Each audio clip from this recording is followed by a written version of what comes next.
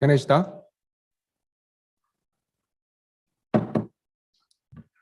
Good evening. I'd like to reconvene the City Council Success Agency to the Westminster Redevelopment Agency meeting right now, 7:11 p.m., Wednesday, June 22nd, 2022.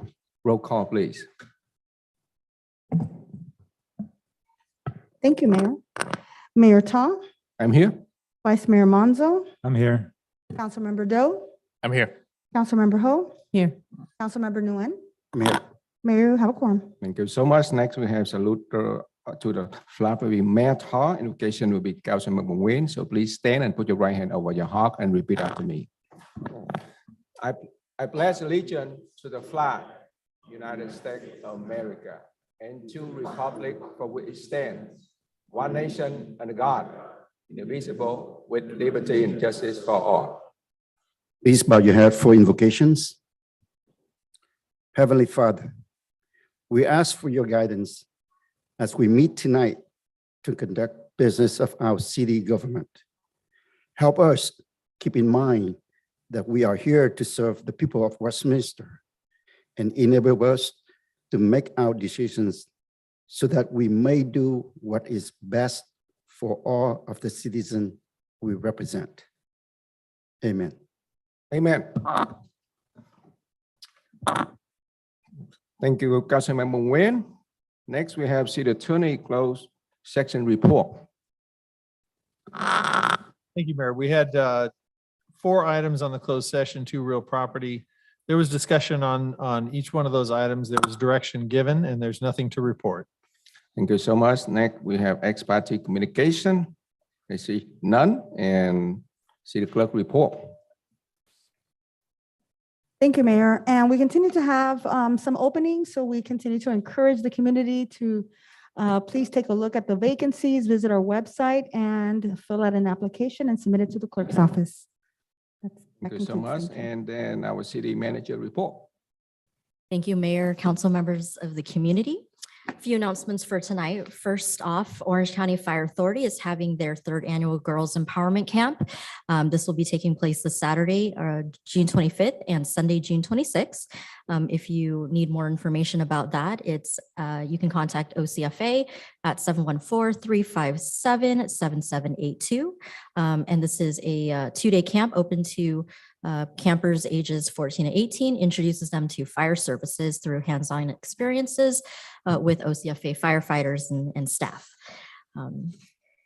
We have our splash pad at Sigler Park. It's now open every day from 12 to 5 p.m. We have a ribbon cutting ceremony for the new playground at Westminster Park that will take place on Tuesday, July 26th at 10:30 a.m.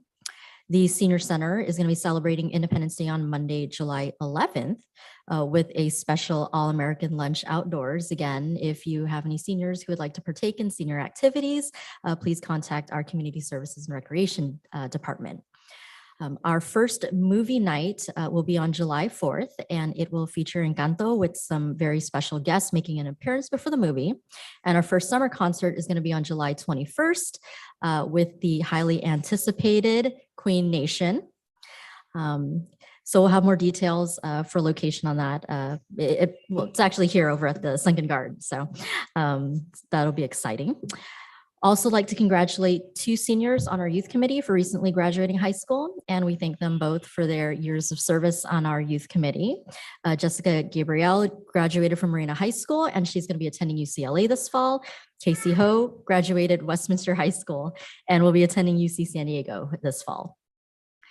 This 4th of July holiday season, PD's already been posting educational flyers throughout the city's website and social media outlets. Again, there are fines and arrests related to possession and usage of illegal fireworks. The city's committed to providing a safe atmosphere for all those who enjoy celebrating the 4th of July holiday. And so we will have officers patrolling the streets on the 3rd and 4th to ensure that we are enforcing our local and state laws related to illegal fireworks. This week is National Mosquito Awareness Week. So visit the Orange County Mosquito and Vector Control's website at mosquitosuck.org. Your summer does not have to suck. We'd like to welcome a few new members to our organization. We have Eric Guzman, who comes on as a part-time community preservation officer. And we have some police recruits joining our team, Steve Key, Brooke Springer, Jeffrey Chia Lim, and Carlo Munoz. And last but not least, as you all know, I had been serving as interim for the last 9 months, and I'm very proud to have worked alongside Adolfo Ozeda, who also has been serving as the interim assistant city manager during that time. He's been with the city for 17 years and has been working in the city manager's office in the assistant to the city manager capacity during COVID, and has been working as the interim assistant city manager for the last 9 months as well. So I'd like to happily announce that I've appointed Adolfo as the permanent assistant city manager. So if you'll join me in congratulating him. Can you please stand up?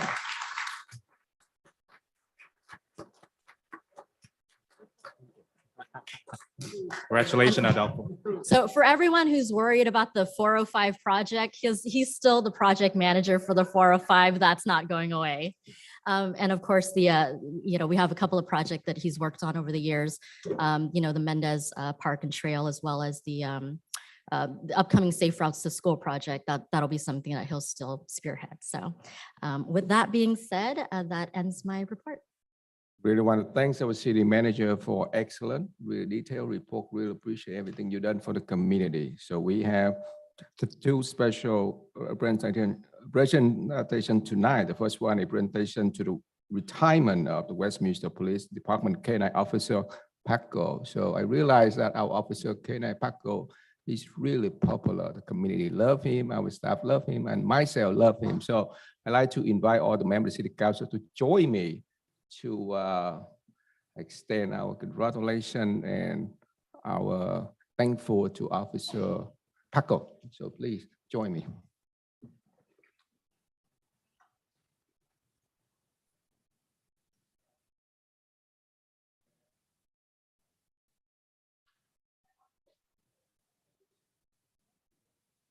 Still remember me? Yeah, good dog. So 8 years ago, I had a rare opportunity to join Officer Harmon to go up to Riverside area to pick him up. He was an excellent at a time, and I think our department, we're really proud of him. Our children, our community really love him. I think he really gentle. He big access, really helpful for our police department. So on behalf of the City Council, I really want to thank Officer Paco for his dedication and service to the city of Westminster and Westminster community. And so I let his owner, Officer Harmon, to share a few words. I was not expecting that. Put me on the spot. I just want to say thank you to the community for letting me serve and be with my best friend for 7 years. Appreciate that. So, okay, so basically the chief here. You want to say anything? Thanks for all those words, Officer Hartman. Appreciate that. But we too want to congratulate you and your partner for 7 years of service where a lot of good work was done. And in addition, we want your partner's retiring, and I'm going to give his retired law enforcement ID card to you, and you can give it to him later. But that's his official ID card. And just so everyone knows, Officer Hartman gets to retire with the dog, so he gets to keep the dog. We do not separate them after working all these years together. They get to keep the dog and live out the rest of his days, and hopefully there's a lot of them with Officer Hartman. So thank you for your job.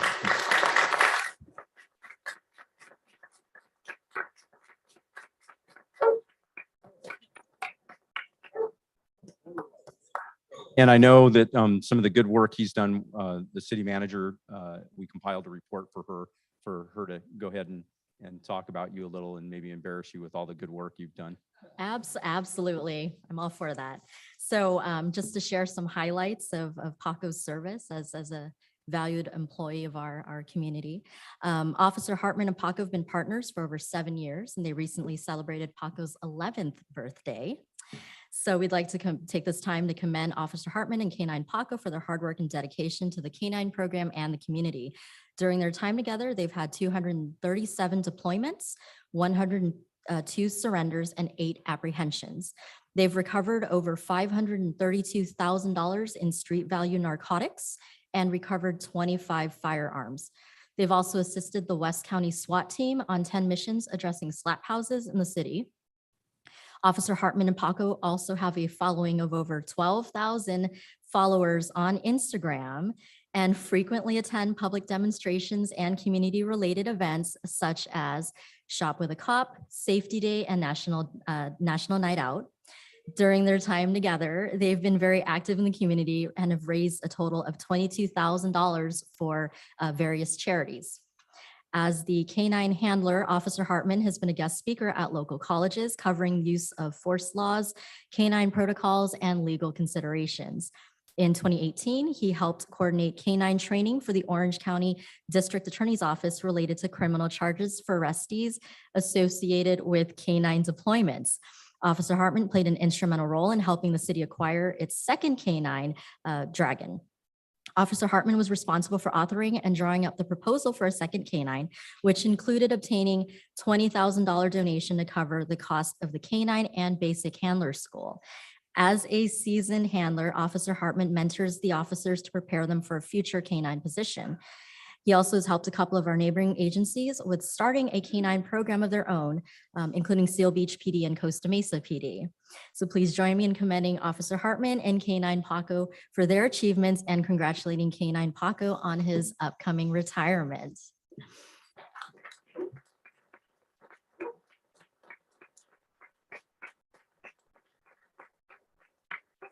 And of course, some of Paco's expenses were donated by sponsors and members of our community. So we want to just acknowledge, these folks who contributed to Paco's and Officer Hartman's success.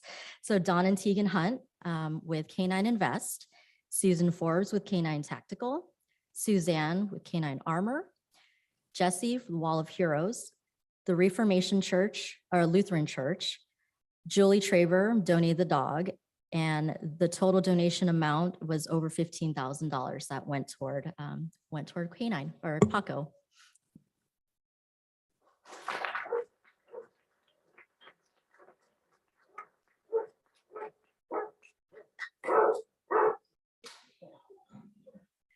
I usually have him make my speeches.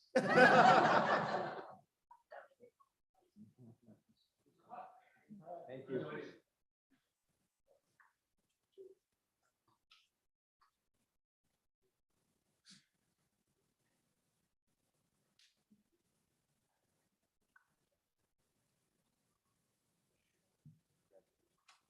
Still have one more item for our presentation. The next item will be so we want to extend our appreciation to Love Westminster for their services regarding issue of homelessness. So may I invite the person from Love Westminster.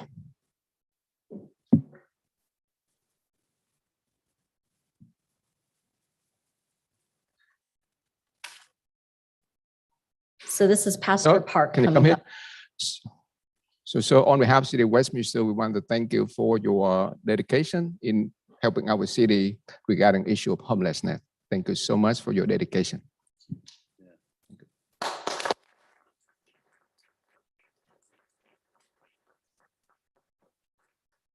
Thank you so much. Yeah. So basically what Love Westminster is a network of local churches right here in the city of Westminster coming together and just loving on our homeless brothers and sisters, but not just that, but also families that are in need, families that have kids who are in need. And so we're just trying to figure out as local churches how we can serve the city of Westminster and also partnering with WPD HLO. They've been a great help, and we're going to continue to serve. We love Westminster. If you want to know more about it, please contact me at any time. We're on Instagram at Love Westminster OC. Thank you very much.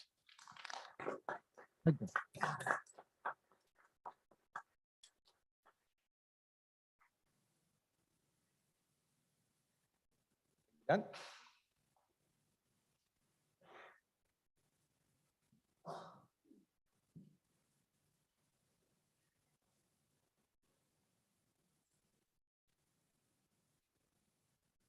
All right, we have really good presentation for tonight's meeting. Next, we have oral communication.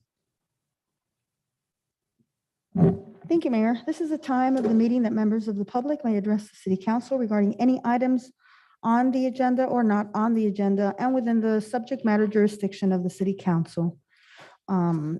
At this time, we have had several people submit speaker cards, and if Kat can please.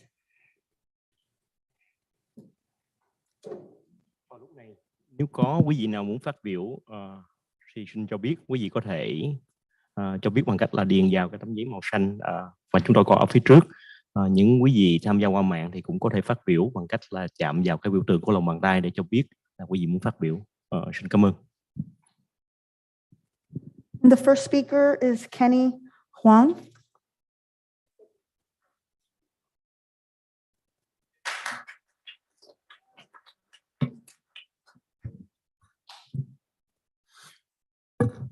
Good evening, Mayor Chita, Vice Mayor Colomanzo, City Councilwoman Kimberly Ho, and City Council Charlie Nguyễn Minh Chí, City Council Mr.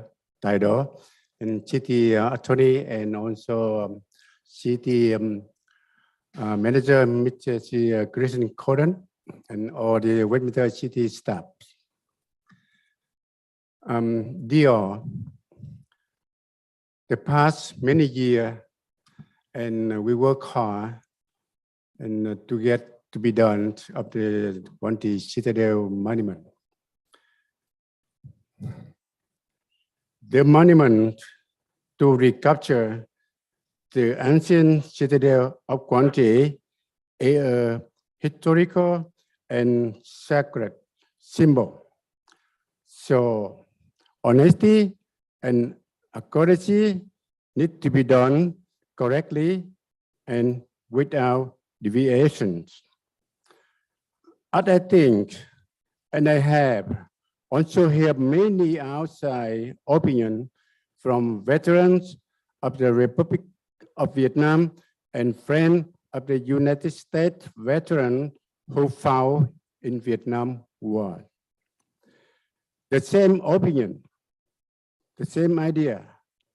The historical model must be correct history so that the future generation can be proud of their sacrifice of the father generation in the brutal and bloody battle at Guanti Citadel.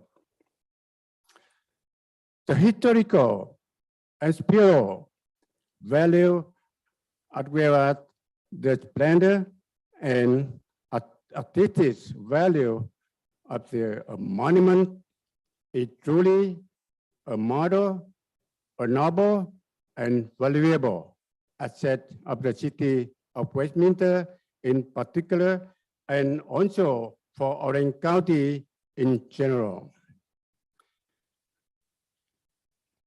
It is my hope that this monument will be approved by the Port Recreation Committee and Westminster City Council to be located in Freedom Port. We held a fundraiser last month in the city of Westminster, which was beyond our expectation with the project of approximately $150,000. Then we deposit of $97,262.50 for the company that made the 5 bronze warrior statue. We also published the detail of receivable and expense in newspaper and internet forums because we did not disappoint and lose everyone trust in the monument to recapture the citadel of Guangzhou. We would like to thank Mayor Tita, Vice Mayor Colomanzos, City Woman Kimberly Ho, City Man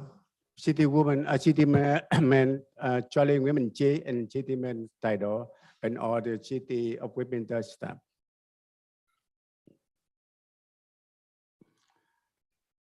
We also thank all friends of American veterans had been graciously and understanding this common purpose.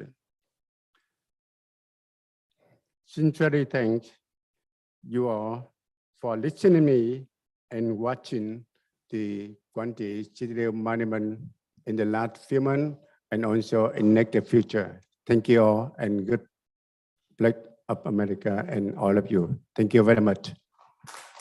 The next speaker is Jessica Lastanau. Jessica Lastanau.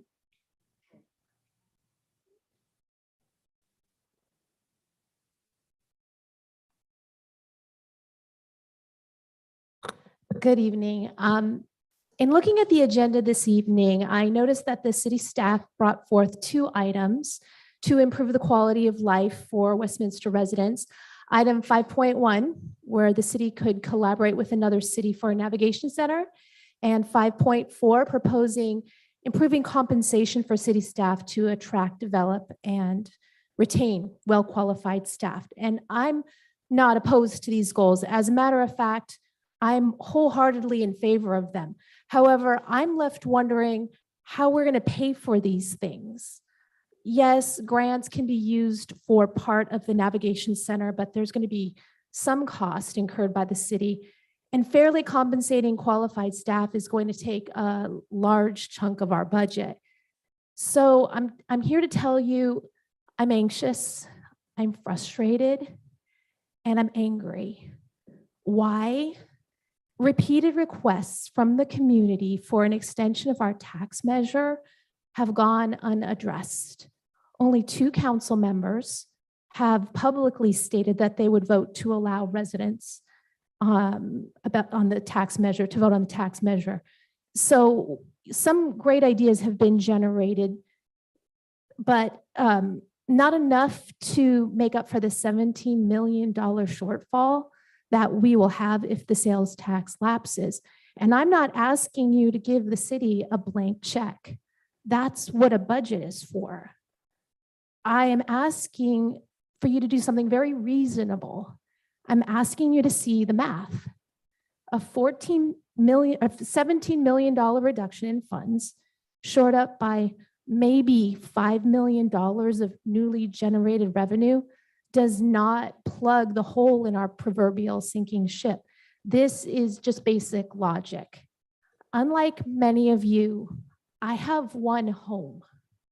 That's it. If you do not allow the residents to vote and this city uses up all their reserves and then goes bankrupt, I don't have anywhere else to go. My kids are here. My job is nearby. My parents are here. I can't just move to another property. I'm tied to this city. But right now, I'm at the mercy of your decision to either let us vote or let the city continue to decline. We have less than 2 months for 4 members of the council to approve a ballot measure to put the extension of the tax in the hands of those who should be making the decision, the lawful voters of this city. Any decision to withhold that vote from the lawful voters seems both undemocratic and frankly patronizing. I have no doubt, and I mean this, I have no doubt that each of you want to do what's best for the city. But sometimes what is best is to let the residents make the decisions themselves. So please do not punish the residents of Westminster for what you see as past mismanagement of funds. By August, the sales tax extension needs to be agendized and approved as a ballot measure. I implore you, please let us vote. The next speaker is Hillary Huang.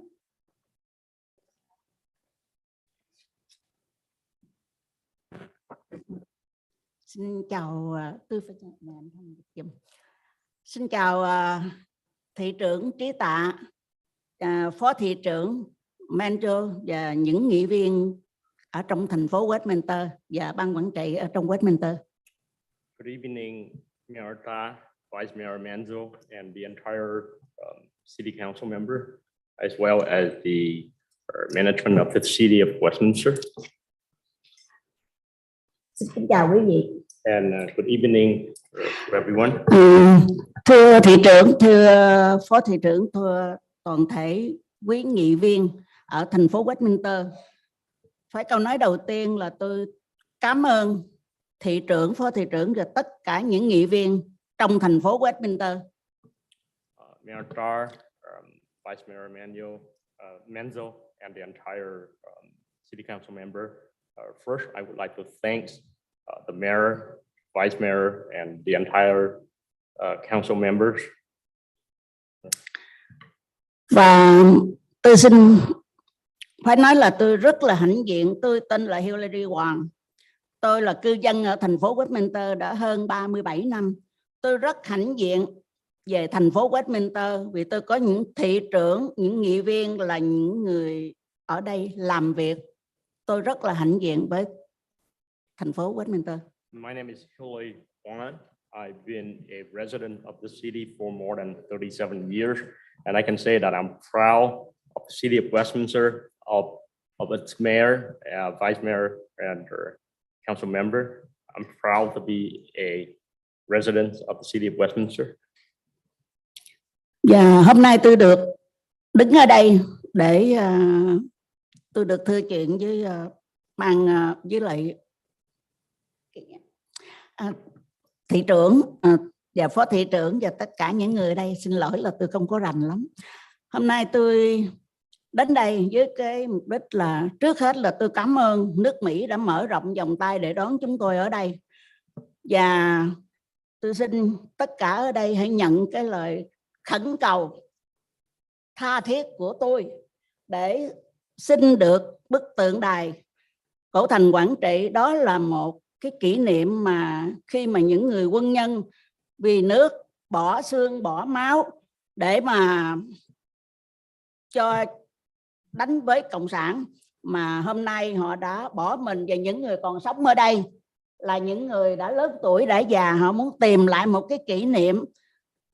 Mặc dầu kỷ niệm đó những người bạn của họ đã nằm xuống không còn nhìn thấy hình hài nữa, nhưng mà họ rất là mong có một cái tượng đài để ở Freedom Park. Tại sao? Anh dịch dùm. First, I would like to say thanks to the people, or American people, for welcoming me with open arms, for taking me in. Cô nói từng đoạn. Trở lại nha, xin lỗi. Tôi đến đây là để tôi xin với cái rất là khẩn thiết và khẩn cầu tha thiết để xin ở thành phố Westminster chấp nhận cho chúng tôi được để cái tượng đài cổ thành Quảng Trị ở Freedom Park. I'm here tonight because I sincerely request that the city council member allow that the memorial, or the Quảng Trị Memorial, be placed at Freedom Park. Dạ, quý vị cũng có thể hiểu là tại sao tôi phải xin ở chỗ đó. thưa với tất cả quý vị, chúng ta còn sống đây là chúng ta những người anh em, chúng ta còn gặp, còn nói chuyện. Nhưng mà những người đã hy sinh vì chiến tranh, họ đã mất rồi, họ không còn nữa. Và những người bạn của họ ở đây nè là những người lớn tuổi, những người còn lại, họ muốn có một cái kỷ niệm để chung ở đó là tại sao? Tại vì ở đó rất là an toàn. Điểm thứ nhất. Điểm thứ hai. So you might wonder why I request that the memorial be placed at Freedom Park. Well, as you can see, we are here, but the life that was lost, the people that could not be here, their friends are here, and Điểm thứ hai là ở đây mình đã có tượng đài chiến sĩ, mình đã có một bức tượng của 5 vị tướng anh hùng đã tuẫn tiết. Mình có Hoàng Sa và Trường Sa, thì xin quý vị cho các anh, mặc dù họ không còn, nhưng mà họ đã gần bạn bè của họ, cũng như mình còn sống đây, mình còn tới lui để mình hỏi, mình thăm lom được. Freedom Park already have the Vietnam War memorial, to commemorate the 5 generals who sacrificed their life, as well as this Spratly Island or Paracel Island memorial. We want people to come here, so or when we go there, we would be in remembrance of the life that was lost, of the sacrifice that was made. Yeah. Nhưng với lại thành phố Westminster của mình là rất là yên tĩnh, yên bằng, mà mọi người đều thích. Những người du khách ở các chỗ khác họ sẽ về đây một chỗ chung để mà tưởng niệm tất cả chung hết, thì rất là có ý nghĩa hơn. Thành ra tôi tha thiết, phải nói là tôi rất tha thiết, là tôi cầu nguyện, tôi ước mong quý vị mở lòng để chấp nhận cho cái tượng đài được nằm ở bên Freedom Park. Westminster is a peaceful city, and so is Freedom Park. People who go there, they can, những người đến đó thì những du khách đó, du khách họ tới đây họ tưởng niệm. Tourists are drawn to the city, and when they visit the city of Westminster, they would visit Freedom Park, and so they can go there in remembrance of everything all at once. Quý vị nghĩ đi, nếu mà cái thành phố của mình mà những du khách tới để họ thăm viếng thành phố là một, và tới tưởng niệm những người đã bỏ mình vì nước, thì họ rất là vui. So when people visit the city of Westminster, they can visit the city of Westminster, they can enjoy the city, and they can also commemorate or be in remembrance of the sacrifice. And so they would be happy to be here. Yeah. Thành ra tôi cầu xin, phải nói là cầu xin quý vị mở rộng lòng để nhận lời và cái ước muốn của tất cả mọi người ở đây. Quý vị nhìn đi, những người lớn tuổi, những người lính già, những người đã bỏ mình vì đất nước, hôm nay qua đây thì đã già quá rồi, nhưng mà ước mong của họ có được một cái chỗ để mà tới thăm bạn bè, tới để tưởng niệm, để có một nén hương hay là một bình bông, để mà cái đó là cái niềm vui nhất của người còn sống đối với người chết. So I sincerely pray that you approve our request or accept our request to have the memorial or place at Freedom Park. As you can look, if you look around, you can see that we all are getting old here. We can go there to meet friends, both death and also to commemorate the friend that we lost. So please accept my request. Thank you. Time's up. Xin cảm ơn. Thank you. The next speaker is Tranti Lee. Người kế tiếp là Trần Thị Quy Lệ. Sorry.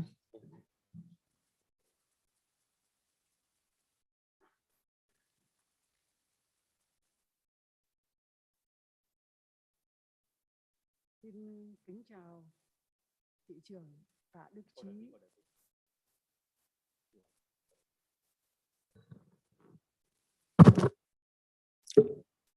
Dạ, xin kính chào thị trưởng Tạ Đức Chí, phó thị trưởng Carlos Menzo và quý vị nghị viên trong thành phố Westminster. Good evening, Mayor Tar, Vice Mayor Manzo, and the entire City Council member of the City of Westminster.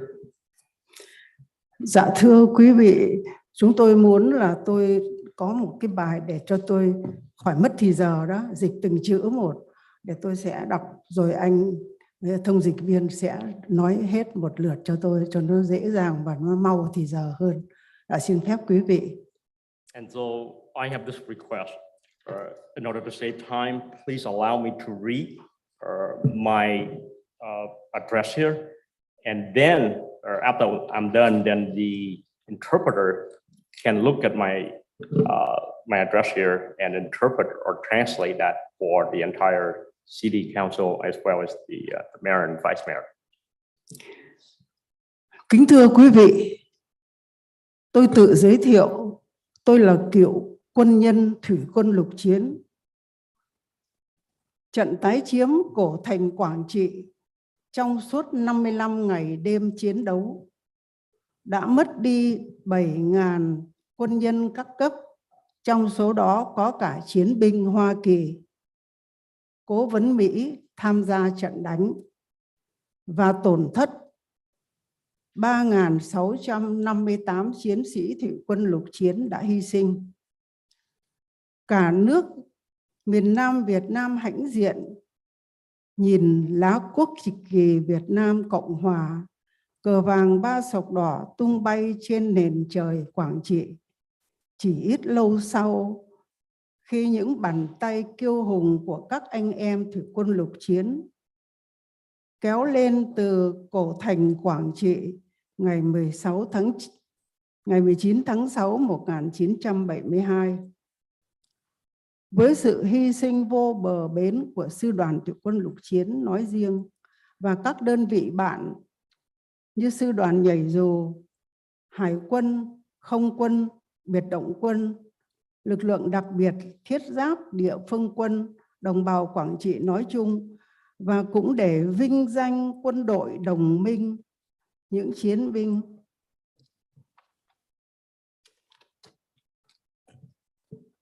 của quân đội Hoa Kỳ đã tham gia trận đánh tái chiếm cổ thành Quảng Trị. Có hàng trăm phi vụ của quân đội Hoa Kỳ đã thả bom và thả những quân nhân nhảy dù xuống để yểm trợ trận đánh, và hải pháo của quân đội Hoa Kỳ trợ giúp nên đã tái chiếm cổ thành Quảng Trị ngày 19 tháng 6 1972. Vì vậy, kính xin thị trưởng Tạ Đức Chí, phó thị trưởng Carlos Manzo, nghị viên Tài Đỗ, nghị viên Kimberly Hồ, nghị viên Nguyễn Mạnh Trí và tất cả các nghị viên ở trong thành phố Westminster và các cư dân của thành phố Westminster cho được đặt tượng đài tái chiếm cổ thành Quảng Trị tại Freedom Park, là nơi rất quan trọng, an toàn, không bị kẻ xấu đánh phá, và là nơi hầu hết các du khách đến Little Sài Gòn này đều muốn đi thăm viếng tượng đài chiến sĩ Việt Mỹ.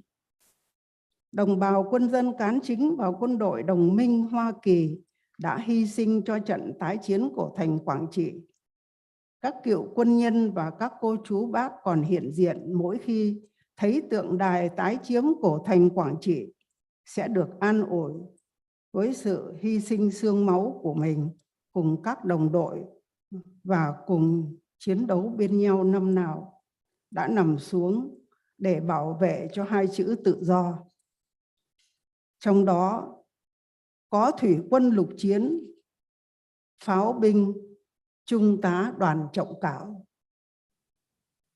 cũng đã tham chiến trận tái chiếm cổ thành Quảng Trị này. Ông sẽ được mỉm cười nơi chín suối. Hiện tại sức khỏe của tôi cũng rất yếu. Tôi đã 84 tuổi rồi, nhưng cũng gắng đến đây hôm nay dự buổi họp quan trọng này để nói lên nguyện vọng của mình trước khi nhắm mắt lìa khỏi thế gian. Cảm ơn quý vị đã lắng nghe.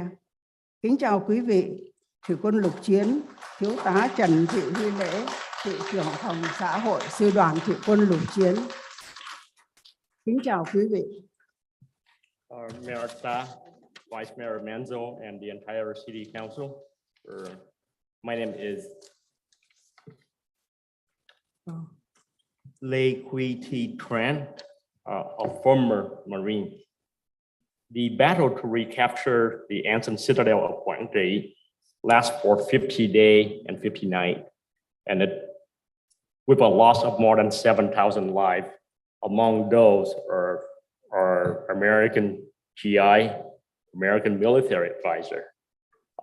The Marine Division itself lost 3,658 Marines. The people of South Vietnam were so proud when the flag of the Republic of Vietnam was raised and flew on the sky of Quảng Trị. And they were hoisted up by the Marines on June 19, 1972.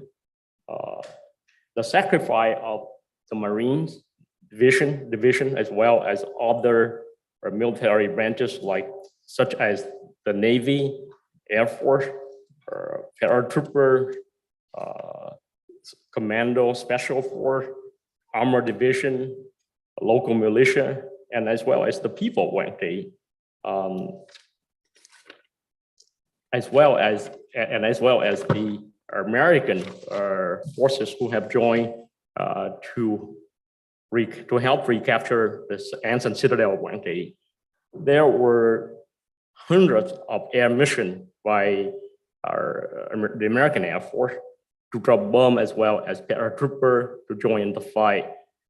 American or naval artillery helped to recapture the ancient citadel of Quảng Trị. And because of all of this, I respectfully request that Mayor Ta, Vice Mayor Manzo, City Council Member Taido, City Council Member Kimberly Ho, and City Council Member Tri Nguyen, as well as the people of the City of Westminster, allow the memorial to be placed at Freedom Park. Freedom Park is a special place. It's a safe place. And it's a place that most tourists who visit Little Saigon would like to visit. With all the sacrifice, as well as the people who are still among us here, the former military member, they would be proud to go there, and they would be comfort, as well as they would be in remembrance of all the sacrifice of their fellow soldiers and people who have joined, who have helped to recapture the ancient citadel, and also to protect freedom. Among those lives that was lost was Lieutenant Colonel Gao Trọng Đoàn. He would be smiling in heaven. I'm 84. I'm not in the best of health, but I'm here today because I recognize the importance of tonight's meeting, and I would like to express my wishes before I depart this world. So again, thank you for listening. Thank you.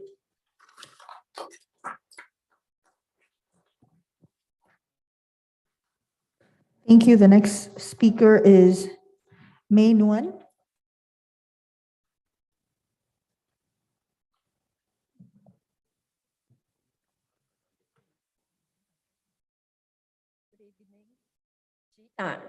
by Mayor Carlos Menzo and all council and all staff council Westminster. Kính thưa quý vị, tôi tên là Xuân Mai, cư dân của Orange County. Mỗi năm những ngày kỷ niệm tái chiếm cổ thành Quảng Trị vào ngày 16 tháng 9 năm 1972 là ngày quan trọng, nên tôi hiểu được sự hy sinh của quân lực Việt Nam Cộng Hòa nói chung và hai đơn vị tổng trừ bị nhảy dù và thủy quân lục chiến đã hy sinh hơn 7.000 chiến sĩ trong trận tái chiếm cổ thành Quảng Trị. Tượng đài tái chiếm cổ thành Quảng Trị, cha ông, chú anh của chúng ta đã đổ biết bao xương máu, đã hy sinh thân mình trong trận đánh để cắm cờ trên cổ thành Quảng Trị, giành lại chiến thắng oai phong lẫy lừng của quân lực Việt Nam Cộng Hòa. Thế hệ trẻ của chúng ta hãy nhìn gương hy sinh bất khuất của cha ông mà luôn tưởng nhớ đến 4 chữ Tổ quốc ghi ơn. Tượng đài tái chiếm cổ thành Quảng Trị để thể hiện được và xứng đáng với sự hy sinh của toàn quân dân, thủy quân lục chiến và nhảy dù. Tượng đài tái chiếm chiến sĩ, tượng đài tái chiếm cổ thành Quảng Trị cần phải có vị trí quan trọng, an ninh như tượng đài tại Freedom Park. Nhất là trong lúc này, tình trạng người vô gia cư rất nhiều. Muốn được sự tôn trọng, kính, an ninh, trang trọng và song hành tôn trọng với người quân nhân Việt Mỹ nói chung. Kính mong thị trưởng Tạ Đức Chí và Vice Mayor Carlos xin các nghị viên cùng các cư dân trong thành phố Westminster cho được đặt tượng đài tái chiếm cổ thành Quảng Trị tại Freedom Park, để tất cả các du khách mỗi lần đến thăm tượng đài tại chiến sĩ Việt Mỹ sẽ được nhớ ơn đến sự hy sinh đổ biết bao nhiêu xương máu của cha ông, của đồng đội để bảo vệ những phần đất tự do. Xin trân trọng kính chào.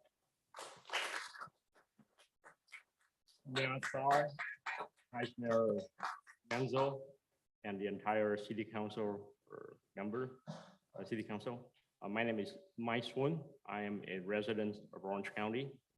Each year on September 16, 1972, marked a special day because I recognize the sacrifice made by Arvin, as well as in general, or more specifically, the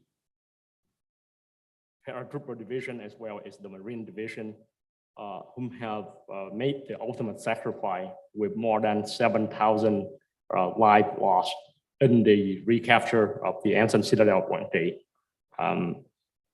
Our forebears have made the ultimate sacrifice in order to plant that flag on the ancient citadel. It's a victory of the South Vietnam Army. The younger generation can look at that and they can understand what these four words mean, or what this word means: a grateful nation.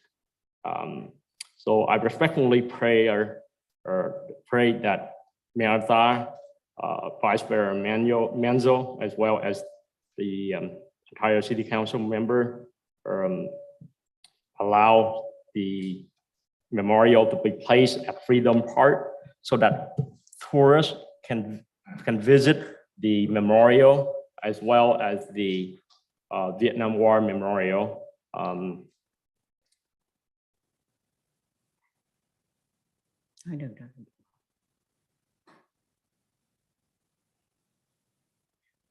The Freedom Park is a nice and safe place for the memorial, especially during this time when we have a lot of homeless. Freedom Park is also a place that is solemn. And so helping the war memorial there serve an important purpose as well.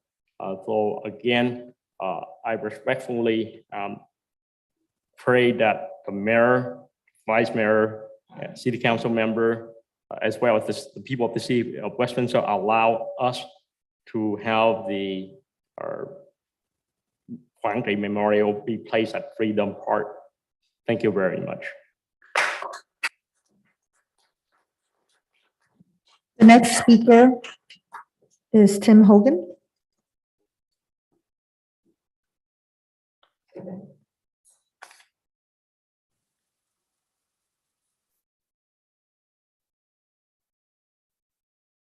Congratulations, Adolfo. I've been encouraging in many different ways for both you and Ms. Gordine to be promoted, and I'm glad to see that's happened. You both make the city a better place to be.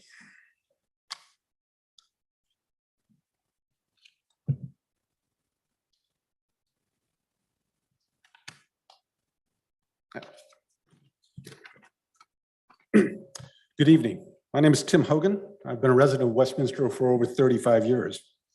I come here this evening, Mayor Ta, out of tremendous concern for your future. I have followed your career over the years with considerable interest.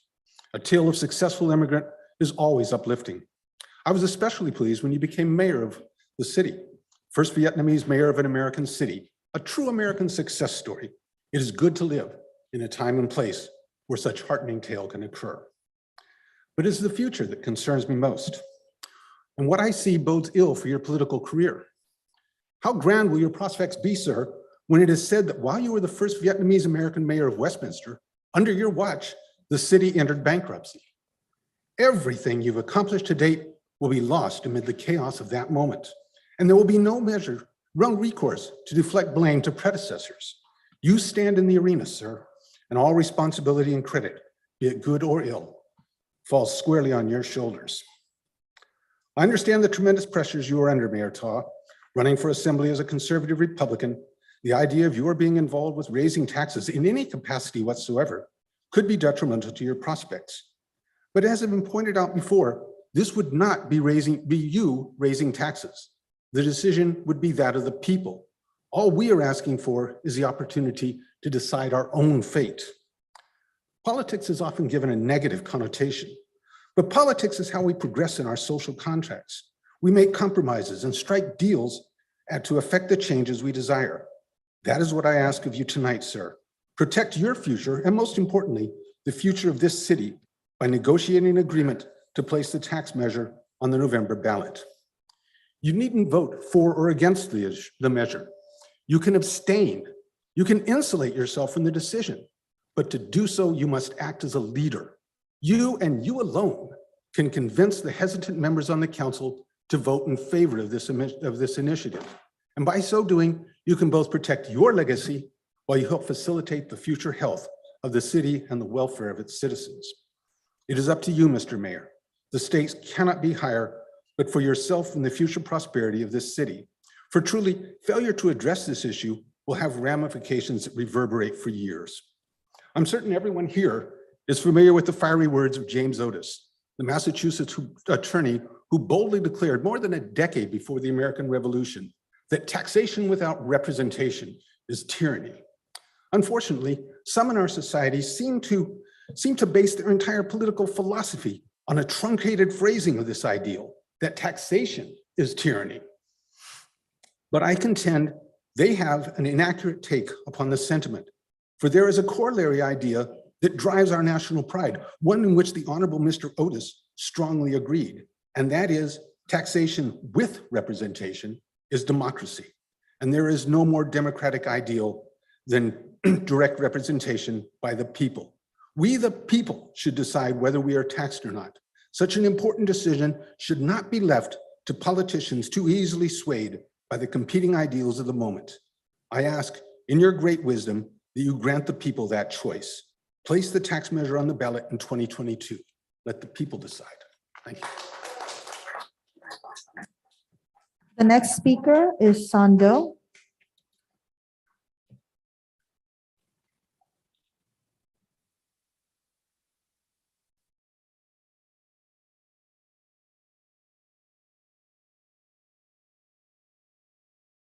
Good evening, Mayor Tita, Vice Mayor Carol Menzos, Tai Do, and Charlie Chin-Wen, Council Member, Kimberly, and all city officials, and all my beloved Westminster neighbor.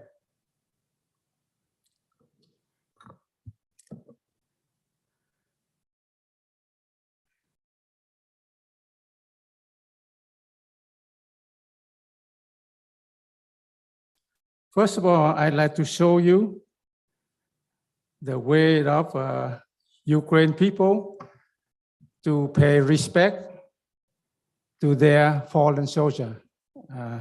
This should be here. Oh my.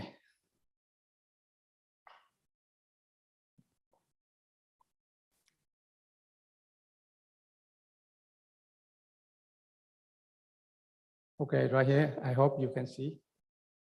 When the crowd of people kneel down on the street, when the ambulance carry the fallen soldier pass by, and they toss flowers on the front of the car. You know, when the car pass by. This very beloved attitude, how the Ukraine people show their respect. Can you address the council? Face the front, please. Thank you.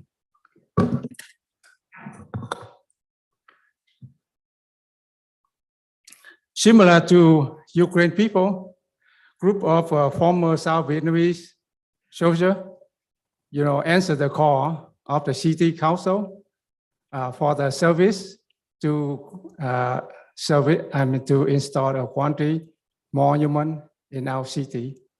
And even we are busy with our work, daily work, to bring the dinner to our family table. But we still spend time to do my duty because we promised with you to do outside. That means from nothing, and we create one tree monument. Up to now, we almost approved the final, and our job is to raise the fund. And we did the first time. We will do second time, third time. To raise enough about at least 50,000. So we try to do our job, our duty, that, And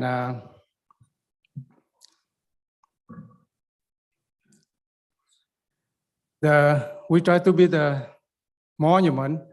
That monument is clearly represent the freedom defending symbolism, that we will show our children how we protect or we reserve freedom and bring home for them to enjoy. So, we wish we will have the place, decent one, for our 7,000 soldiers and 20 U.S. advisor have place to be and place to rest.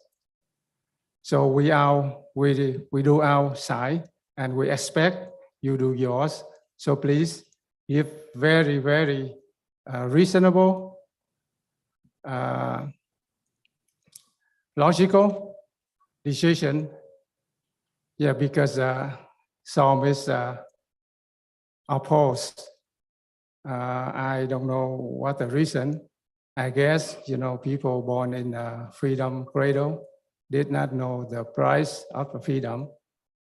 So for example, in the South Vietnam, we lost about 250,000 young men and 68,000 of American and Allied force. And we save only 20 years, we pay for that price for 20 years of freedom of South Vietnam. So the freedom is not free. Freedom is very expensive. So the young people or, citizens have to be divided. So this is a good symbol that they divide in the freedom. So we wish the symbolism, will be installed in a decent place so the people will see. and they learn how the price of the freedom. People think that in the U.S. and we don't have an enemy, but in fact we do. We do have enemy. The enemy, 24 hours a day, they train their army, they build their aircraft carrier, they build their nuclear. They have, that means we have enemy. So please approve the monument location. Thank you so much. The next speaker is Krista Serrano.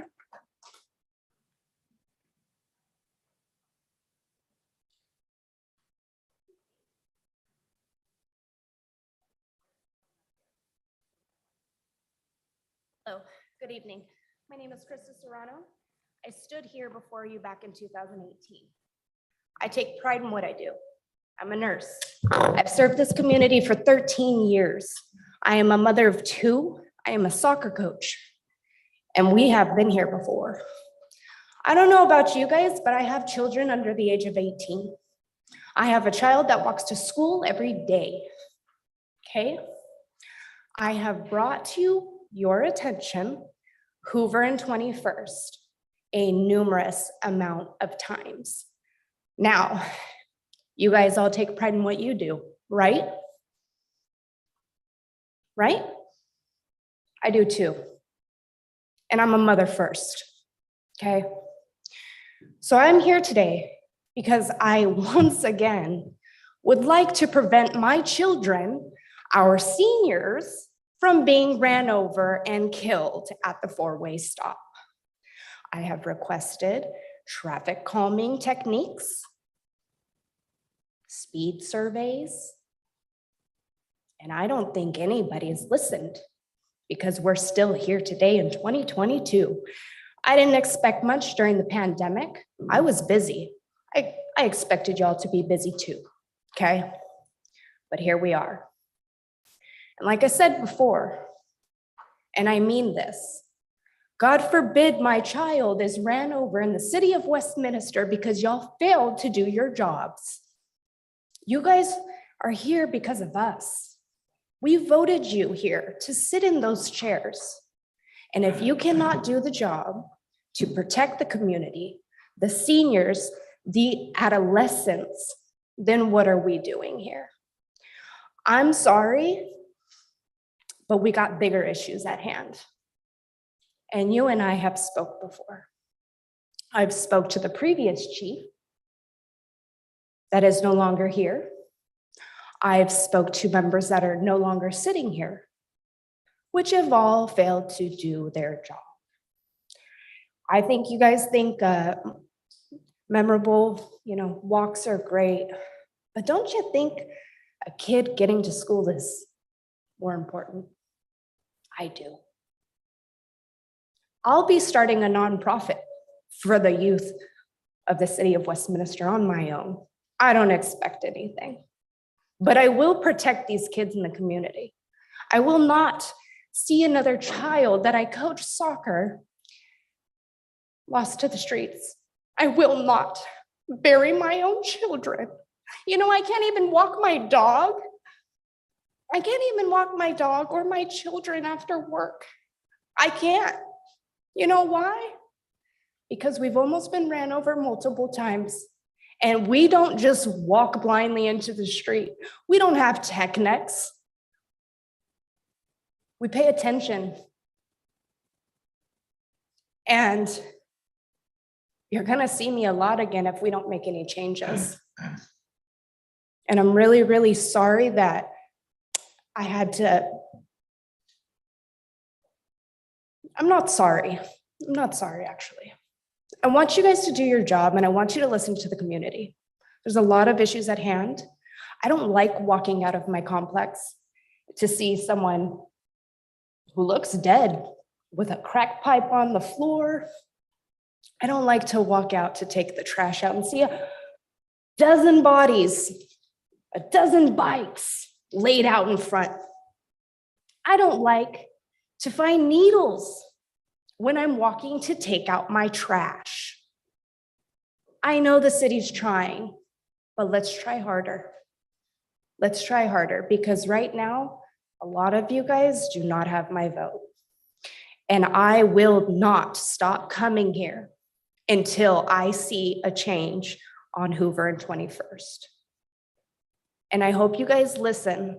You guys don't seem very interested in what I have to say, nor did you in 2018. I received calls from the council back then. Oh, we've got plans. Still waiting. If you love what you do, then do your job. Because I take pride in what I do. And the day that I don't have pride or do my job, then I will step down and find something else that I love to do. So please help the community. The next speaker is Van Nguyen.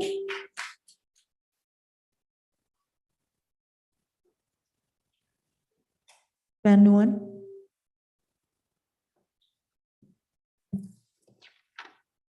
Người kế tiếp phát biểu là Nguyễn Văn Úc. Can I make a comment to city manager? Will you be so kind to make sure that it's not a surface complaint that we ignore or did not receive? Can we make a contact and get a contact and take care of it?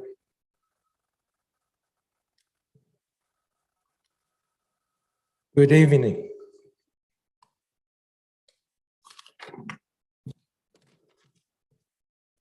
Dear Mayor Ta and Council member, my name is Úc Văn Nguyễn, Chairman of the Assembly of the Republic of Vietnam Veteran Associations in overseas.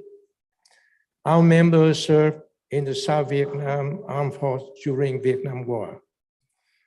On behalf of our organization, we thank the Council members for approving the Quang Tri Victory Monument, honoring the heroism and sacrifice of the Armed Forces Republic of Vietnam, who retook the historic citadel despite being significant outnumbered by the enemy. The monument is sacred to both veterans who served in the Vietnam War and Vietnamese Americans who lived through war. A monument that depicts and symbolizes the fight for freedom should be erected near the Vietnam American War Memorial at aptly named Sid Goldstein Freedom Park. Seeing these two iconic symbols together will be the impactful reminder to our community, our children, and future generations that democracy and freedom is worth fighting for. Freedom Park also provides a safe location for the Quang Tri Victory Monument. The park is well lit and is right across the street of the Westminster Police Department, which makes it less likely that anyone will try to vandalize and damage the monument. We thank Major Tak and the council members for considering our request. Thank you. The next speaker is Terry Raines.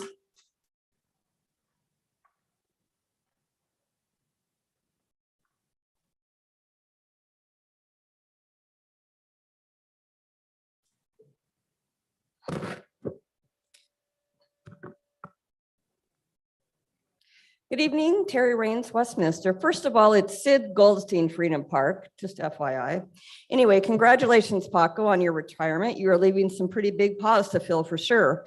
Thank you, Love Westminster, for your generosity and assistance to our most vulnerable residents, and a big hallelujah at Adolfo's official appointment as Assistant City Manager. Congratulations. Best city leadership team ever.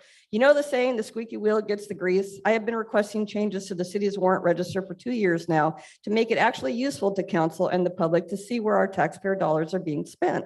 Persistence paid off. Under item 3.4, you will now see the new format, which includes a transaction description and an account number description for every payment. Thank you, Aaron and Christine, for finally making this happen. I support item 5.1, the MOU with Garden Grove and Fountain Valley to explore advancement of a navigation center. I just hope it's not too little too late. Permanent supportive housing is still the most effective solution, though. Our new leadership team is having to make up for years of stagnant, ineffective leadership. Go team. Regarding adopting the fiscal year 2022-23 budget, item 5.2, I attended the joint budget study session on June 13th. 2 members of the Major SS Committee showed bold courage and presented strong arguments as to why this council must wake up and smell the bankruptcy reality now and let us voters decide our future. The result, Councilman Doe tried to mansplain one member, but she quickly and effectively rebutted his attempt. Councilman Nguyen didn't bother to show up until the meeting was half over and never said a single word. And Councilman Ho attended by phone only, but finally strolled in right after Councilman Nguyen did. This was supposed to be a line-by-line budget study, but only Vice Mayor Manzo and I addressed specific line items. One action with this item tonight is to declare a fiscal emergency again, which this council did last year, but then did absolutely nothing to address it.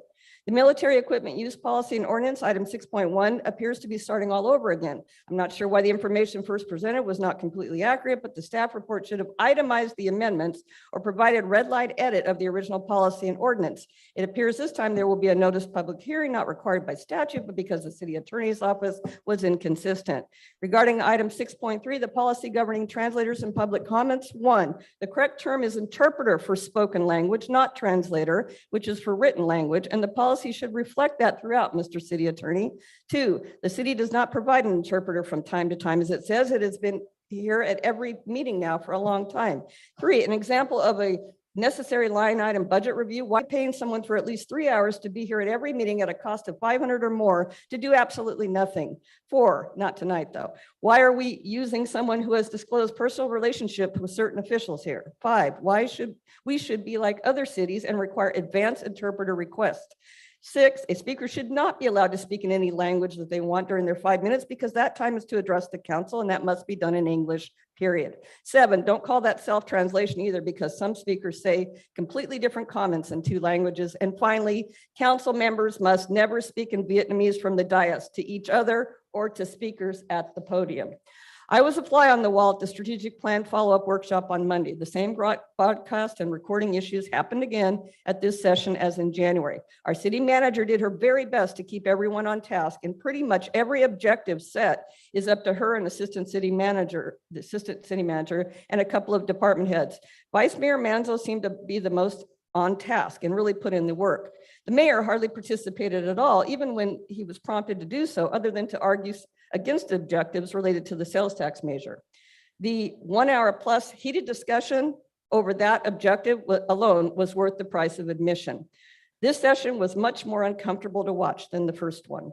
At one point, Councilwoman Ho got upset and abruptly left the session for a half hour while the objectives from her breakout group, which I was in, were being debated, which were new objectives for achieving financial stability goal and related to the tax measure. I have real concerns that one of those objectives in particular may lead to serial meetings, a serious violation of the Brown Act, which I shared with the city attorney and the city manager. You know what I heard most though? I heard department heads teetering on the edge of burnout and stress due to the uncertainty and inaction of this council. One look at the list of internal weaknesses and challenges submitted by the participants tells you the looming sunset of Major SS trumps everything else. And as the chief so eloquently put it, none of these other goals and objectives will matter or be doable if we are facing bankruptcy in a couple of years. So council, get your SHIT together and put the tax measure on the ballot. Let us vote. Let us vote. Let us vote. The next speaker is Paul Lay. Paul Lay, Lee.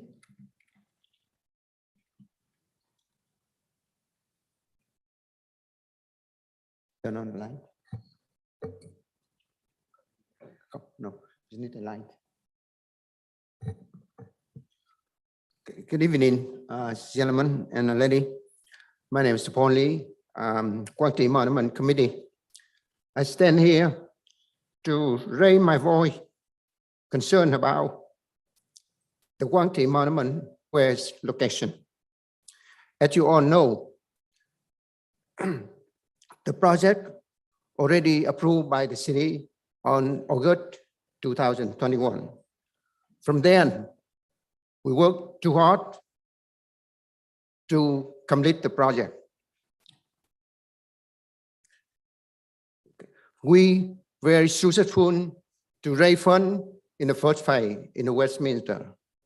The second one will be held in the Houston, and the third one will be San Jose or San Diego City. We searched a lot of the residents, and we're concerned about the safety. The common term is safety. Okay, the location is very important. The safety is very important.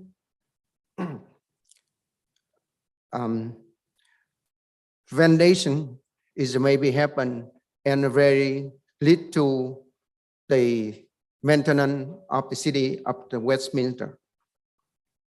Okay, therefore, the Freedom Park was chosen because it's very close to the police station.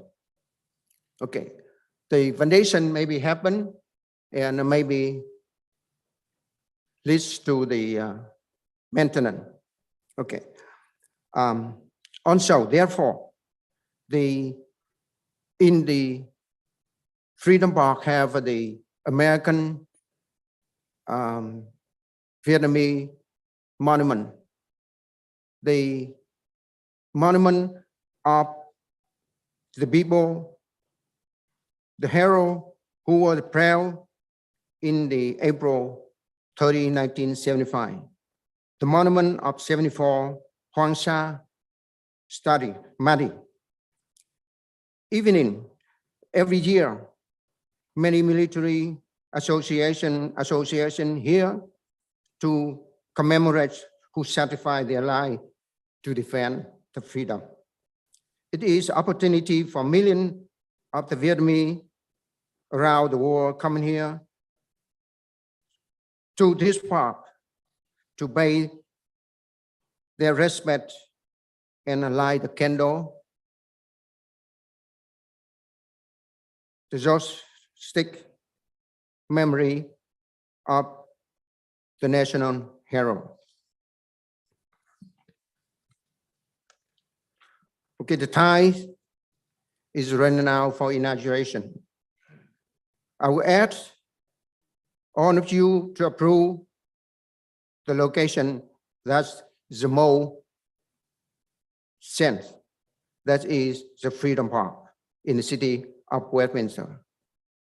The last one I can say, the tie to inauguration, we want to see not one, not two, not three, but 5 of city council member stand side by side with us to celebrate the project. Okay, and on that is the image is look very good for city, and on we stand, we can build the city look is better. Thank you for listening. The next speaker is Roger Mindrum. Roger Mindrum.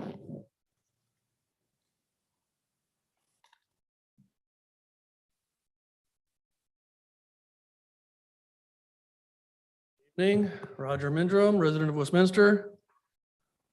A little surprised to see so many people here. Somebody must have orchestrated all these Vietnamese speakers regarding Quang Tri. I'm really surprised that they are here tonight because it's not even on the agenda.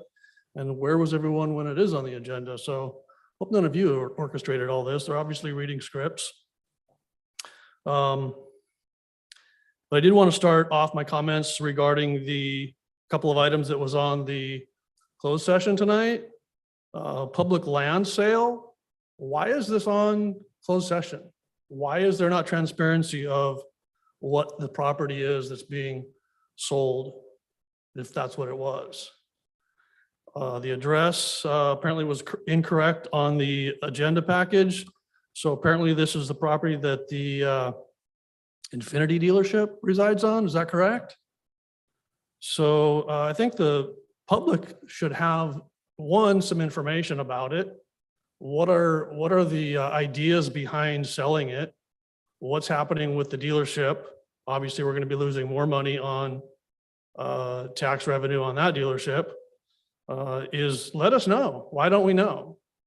Is the Airstream dealership going away with it? So we're going to be losing a lot more tax dollars. In all of the conversations that we've had regarding the lack of revenue and the past lack of leadership, nobody really brings up the fact that we used to have two other large dealerships on the west side with Sunset Ford and Showcase Chevrolet. And here we are losing another dealership, right? Why not put another dealership on there instead of selling it? What is the plan for it? So I think that needs to be public information, which kind of rolls into the financial aspect that have a looming here with the bankruptcy. So I think all of you sitting up here, along with the past council, are responsible. Mayor Trita, you've been on this council and as mayor for what, 16 years? And what have you done to create any revenue? You know, or you should know, the financial status of the city as mayor.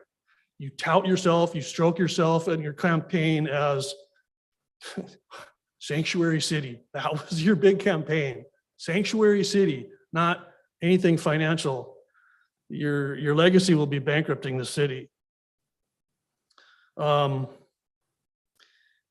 The tax measure at 8.75% of our sales tax, it needs to be continued. The surrounding cities are at the same rate. The big bullet was in 2016.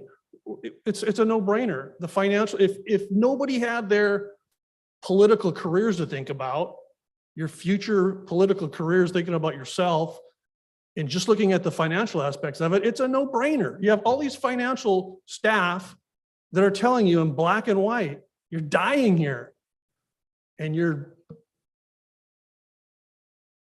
playing around with it. Last 90 seconds, I want to talk about this Quan Tri monument.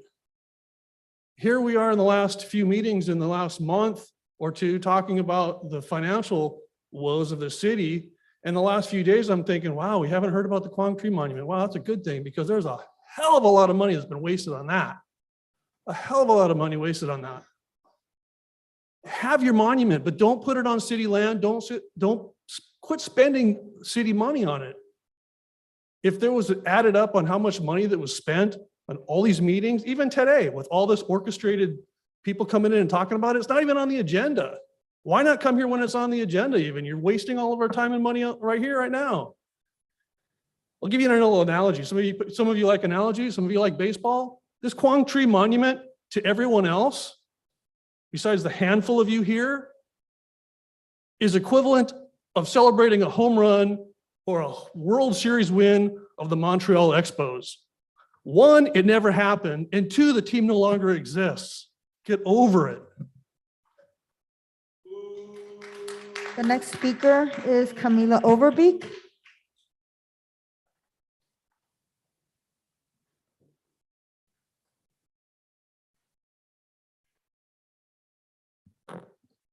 Good evening, Council. Camilla Overbeek, resident of Westminster. I'd like to bring your attention to item 6.1 on the agenda. I'm rather confused. On May 11th, this council adopted ordinance 2586 regarding a military equipment use policy. The ordinance was passed under the consent calendar. On May 25th, during AB 1234, Vice Mayor Manzo stated that he felt the public hearing should have been held, whether one was needed legally or not, because the city of Westminster and our residents deserve the same consideration. At which point Attorney Bettenhausen said, and I quote, "We can certainly do that. There's no reason we couldn't do that. We would bring it back again as a second reading to conduct a public hearing. That's perfectly fine as far as I'm concerned."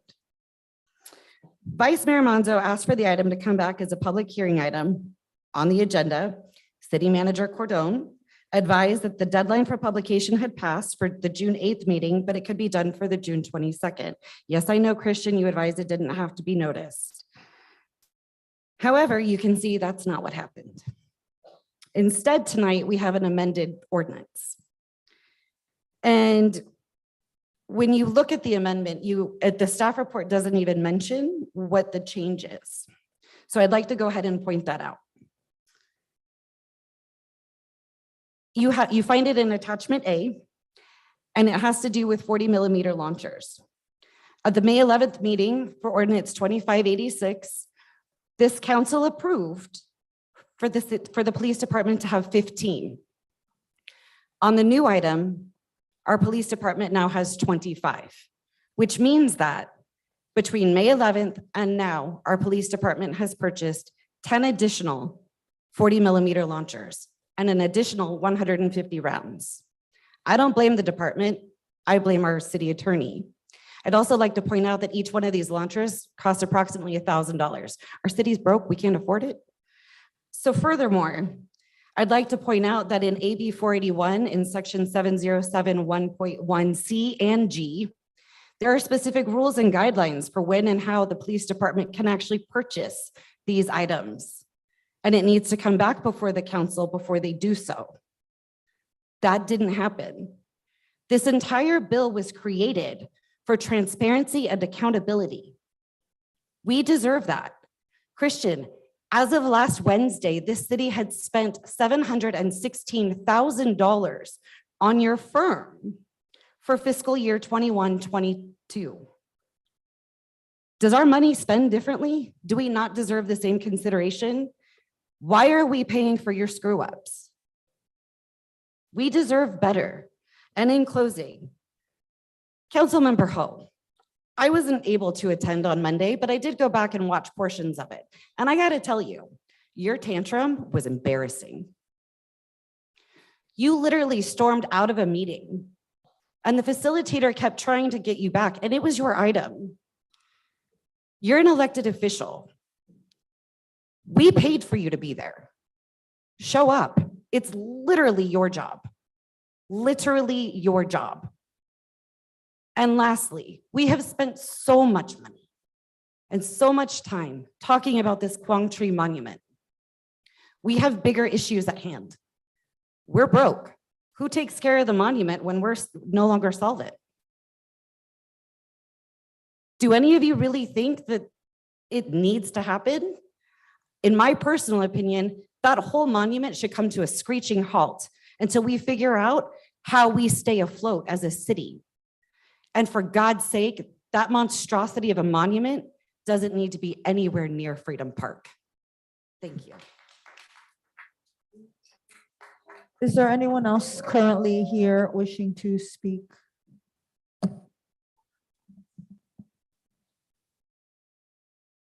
Còn có quý vị nào muốn phát biểu nữa không ạ? Okay, Mayor, we're going to move on to the Zoom meeting, and I do have a couple hands raised. The first speaker is Deborah Mariscal. Please unmute yourself and you may begin. Good evening, Deborah Mariscal, Westminster, California. I would like to congratulate our city manager, our assistant city manager, and also our police department for reinstating Citizens Academy that will be coming up in a couple of months. So if you haven't signed up for that, it's a great opportunity to understand how our police department works and the various things that they go through, which the general public does not understand.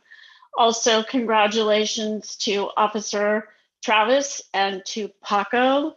I have been out on calls with them and they are amazing. Paco will never be replaced. He is an officer that is irreplaceable, and we are so blessed to have had him for the time that we've had. So Congratulations to all. I also would like to congratulate those of you who have worked so hard to get the monument into our city. We have spent so much time on that instead of actually talking about things that keep the city solvent. Congratulations for the waste of time over the past 6 months or year that we have spent on this, wasting the council's time, wasting the public's time. Congratulations, you've just done a fabulous job. I applaud you for that. And in case you don't understand, there's a lot of sarcasm in those remarks.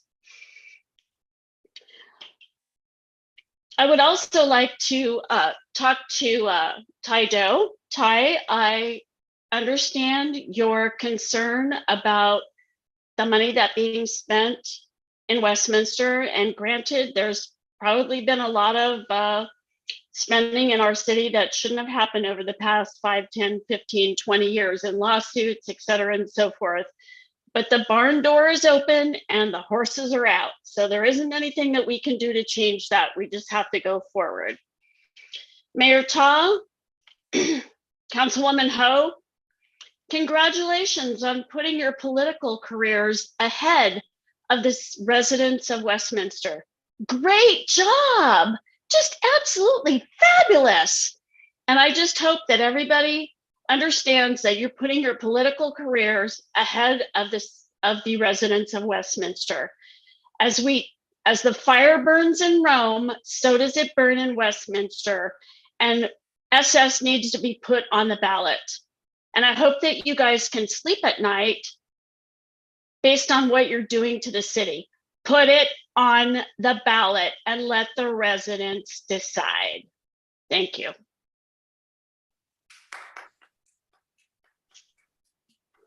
The next speaker is Claudia. You may unmute yourself and begin speaking. Buenas noches, good evening. First off, congratulations to Adolfo, well deserved.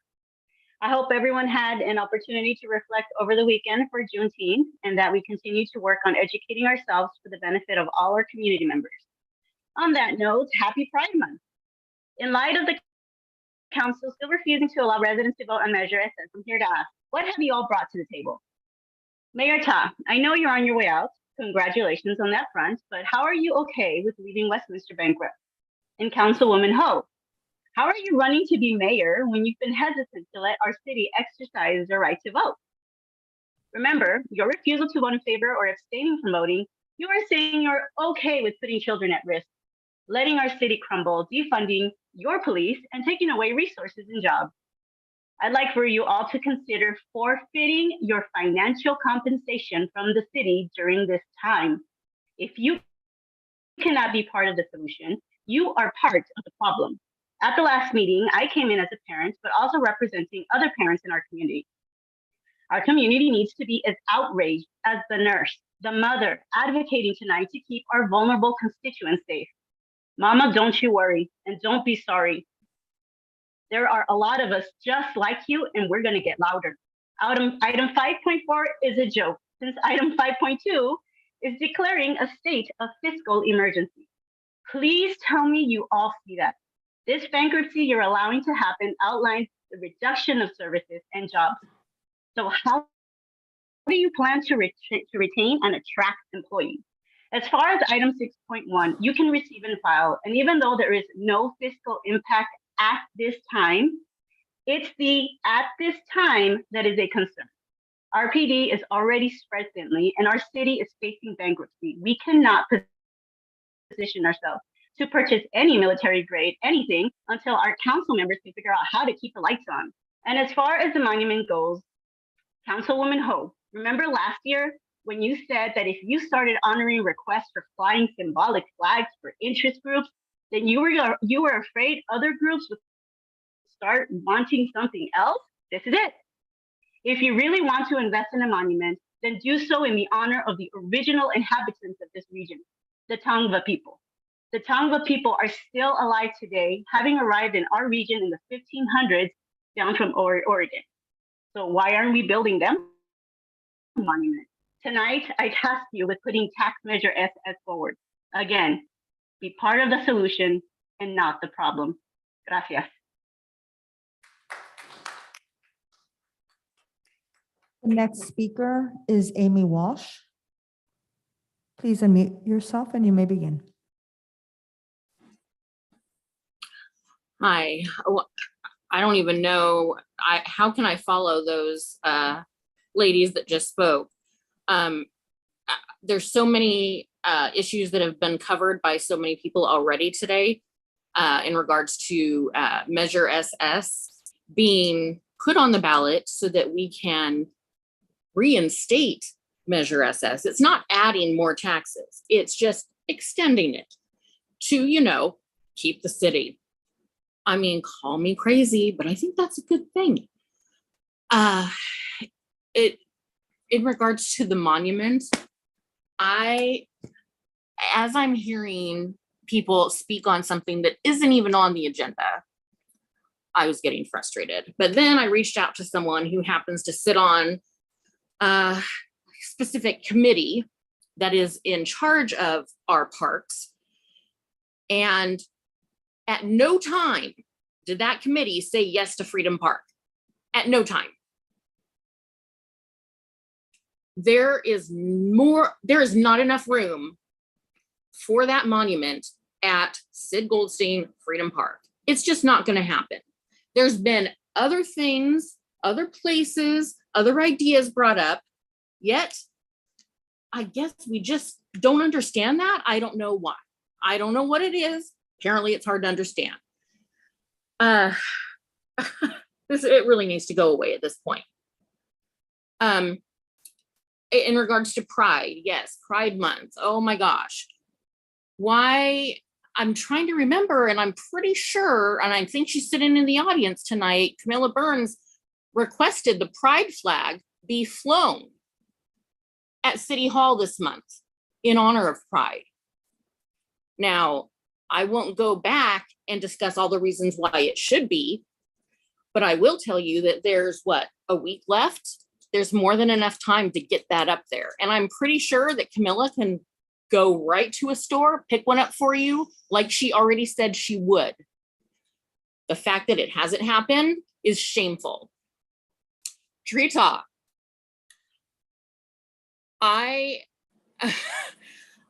when you first got in as mayor, I voted for you. And as I sit here and I watch the meetings and it's like the roller coaster that never stops. And it's just constantly going down. And I think, how is anyone going to vote this man in to another office when he's pretty much bankrupt the city? Him and everyone that has sat on council with him up to obviously this point. I'm in shock. All the council members, come on, I mean, I, for lack of a better term, pull your heads out of your you-know-whats and do what's right for the city. Enough of this bringing people that are focusing on monuments, bringing all this stuff up. Just get it done already. This is ridiculous. That's all. If anyone else on Zoom wishes to speak, please raise your hand at this time. Mayor, that concludes oral communications. Thank you so much. Before I close oral communication, I want to thank all the residents and the members from the community for being here and share your concerns, all of your comment. Regularly appreciate that. So with that, I close oral communication. Next, we have consent calendar. All matters listed under the consent calendar are considered routine and may be approved by a single motion, followed by a roll call vote. There will be no separate discussion of these items unless member of the City Council or staff request that specific item be removed from the consent calendar for separate action or discussion. Move to approve. Second. Have a motion and a second to approve the consent calendar. Vote, please. Thank you, Mayor. And that motion was made by Councilmember Nguyen, seconded by Vice Mayor Monzo. Councilmember Doe, Yes. Councilmember Ho, Yes. Councilmember Nguyen, Yes. Vice Mayor Monzo, Yes. Mayor Ta. Yes, Motion carries 5-0. thank you. Next, we have regular business, item 5.1. Memorandum of Understanding with the cities of Garden Grove and Fun Valley to explore advancement of navigation center. Council, Move to approve. Second. all right, we have a motion and second to approve this item. I'm sorry, Mayor, I didn't catch who the second was. Councilmember Nguyen. Nguyen make a motion, you. Councilmember Ho, second the motion. Thank you, Mayor. No, no. No, no, that's a reverse. It's just Oh, reverse. Councilmember Ho make a motion, Nguyen, second, sorry. So the motion was made by, Can we hear the staff report on this? I think the community need to hear. Okay, that's fine. Sure. All right, so may I have a staff report? Absolutely. Thank you, Mayor, members of the City Council, and members of the community. So what we have before us is a memorandum of understanding with the cities of Garden Grove, Fountain Valley, and of course ourselves. In the past few months, the city managers and leadership with the city of Garden Grove, Fountain Valley, and Westminster have met to discuss the possibility of a navigation center in one of our cities. It would be a collaborative effort. At this time, there is no site that's been identified. We've looked at different sites, but nothing that's been approved at this point to move forward. But to solidify this effort, we are proposing this MOU as a bit of a as something to show the community that we're serious about doing something to address the homeless issues, that affect our cities. This is something that we would be looking at a navigation center. We've looked at locations potentially in Garden Grove, Westminster, in various areas. A location, of course, would have to be zoned for this type of a facility. So it will take some time when we identify and acquire a location in order to set something like this up. As of right now, staff has received a preliminary commitment from the County of Orange to participate in a project to construct and operate a navigation center over a 10-year period. Now, that's just a preliminary commitment. We would have to come back at some point when we've acquired a property for a more formalized MOU, and we would negotiate, what the terms would be among the cities, how many beds we would have, the criteria, and how we would, fund it and operate it. So that being said, this is just something that the three cities in our region have decided to collaborate and move forward with, and we're excited that we are, that we're doing our due diligence to, to move forward toward addressing homelessness. Just have a quick question. I know previously you've identified one possibility, Mhm. a location, and we lost out on that. And is there a second one? Have you identified? There is currently, and because this is very preliminary and a robust discussion would be in closed session, but there is a location that we are looking at the Okay, moment. okay. And Garden Grove has taken, because they have the resources for it and the staff, they've taken a lead more on the real estate side. So So hopefully with this MOU, you'll be able to move forward quickly. right? and so obviously, with any real estate. Okay, transaction. that's good. But this gives us, a little bit more strength and direction that we know that this is something that you are all, supporting. Looking forward to that. Thank you. All right, so is there any question or any concerns from Mayor City Council? We have motion and second on the floor. Okay, Is it on all of ours? Echo. okay, I'm sorry, okay. Is there any other question or concern from Member of the City Council? I just want to say this is thank you, Mayor.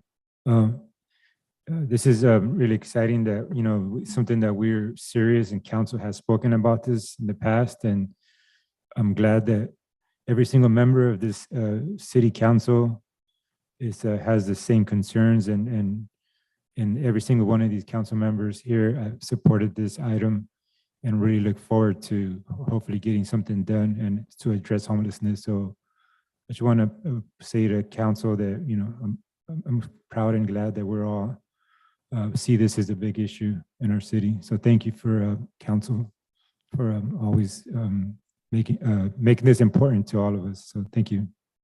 If I could ask one more question, is that could you explain to the audience and for all of us, what is a navigation center? What does that include?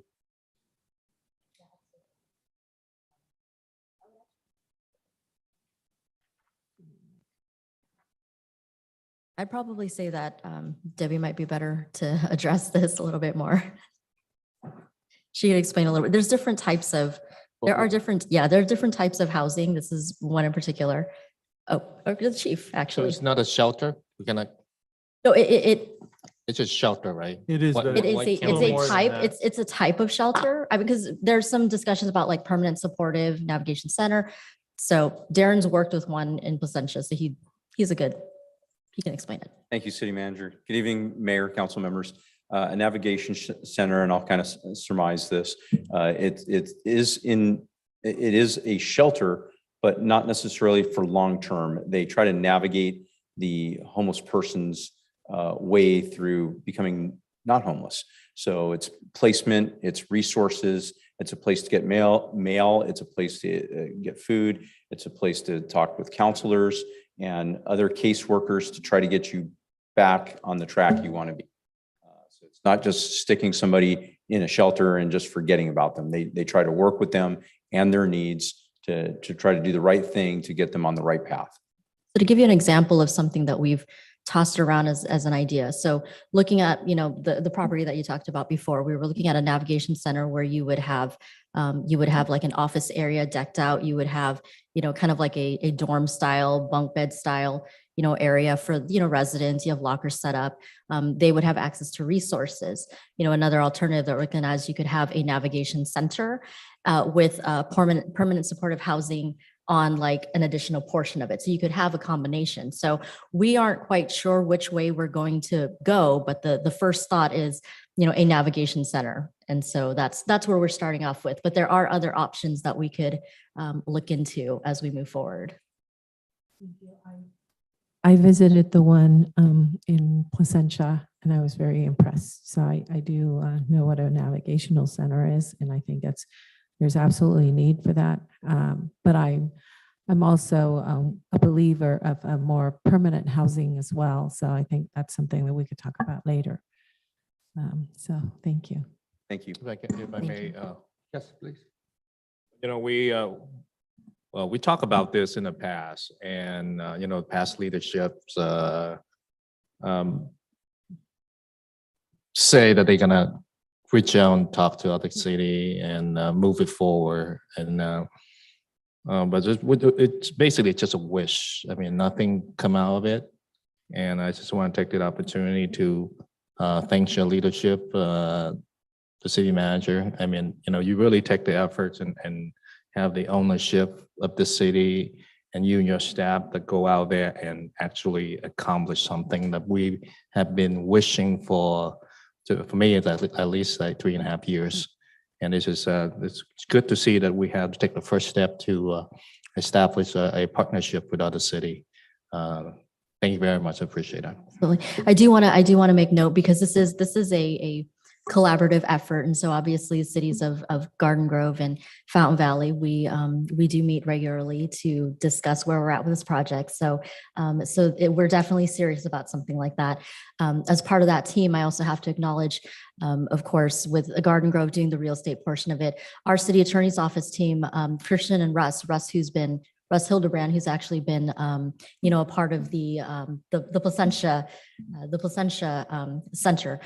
he's actually the one that's taken the lead on the legal, on the legal side and help generate this, and of course address legal concerns. So we do have to give credit for our city attorney's office team for their work on this effort. And then of course, our homeless resources are very limited for us, and so our police department has been doing, they've been doing their best to come out and collaborate with Garden Grove, with Caltrans, with Highway Patrol and whatnot, to take care of this, as much as they can and provide resources, to our homeless residents out there as much as they possibly can until we can have something that's systematic that we can help, the residents with. So it's a continued effort and we're excited to be moving forward. So I appreciate the support from the council for this. Well, I just want to say, since you brought that back and to Councilman Doe's comment, I just want to follow by saying that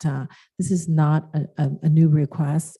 And I know that for years, and I think I won't mention names, but while there was an interim before you as the interim, I've requested the collaboration between us and Garden Grove specifically on this particular project. And it was never brought back to me. So I thinking, I'm not doing a blame game or anything, but I'm just thinking that, credit goes to, is it having a strategic plan? Is it that's how you're able to follow? Because follow-ups is really important for us to have. We constantly have ideas sporadically. I know it doesn't, like, they don't all come at one time, but when we have ideas and we put them out there, I don't know about other council members, but for myself, it's like I don't see them come back. I don't see any follow-ups on ideas. So this is not something that I mean, this is something I request back then, and I thank you behind the scenes for bringing this back up and being able to work out some deals, so to speak, with Garden Grove and now Fountain Valley. So is it the strategic plan that we've been doing that we're crediting for being able to follow up and not pushing it on the wayside? So our strategic plan helps with some very specific goals. And so those are outlined. And then within those goals, we have the objectives that we follow. This, this homelessness has been brought up over the years, over time. I think the last time that we spoke about this was back in October, in which there was discussion about, about a partnership, navigation center, et cetera. But what I would credit, I would say for something like this on a collaboration, it's really about the relationship building. It's really about, you mentioned that. Yes. Yeah, relationship building. And so, I mean, I take pride in the fact that I have no problems going to other cities for collaboration, bouncing off ideas, et cetera. And so that being said, I will say the city of Garden Grove, City Manager Scott Stiles, wonderful neighbor. He and I frequently bounce off ideas, and this is one of those things in which, we resurrected, we talked about, and they, they actually reached out when they identified a potential project and said, hey, we need to do something about homelessness. We know you want to as well.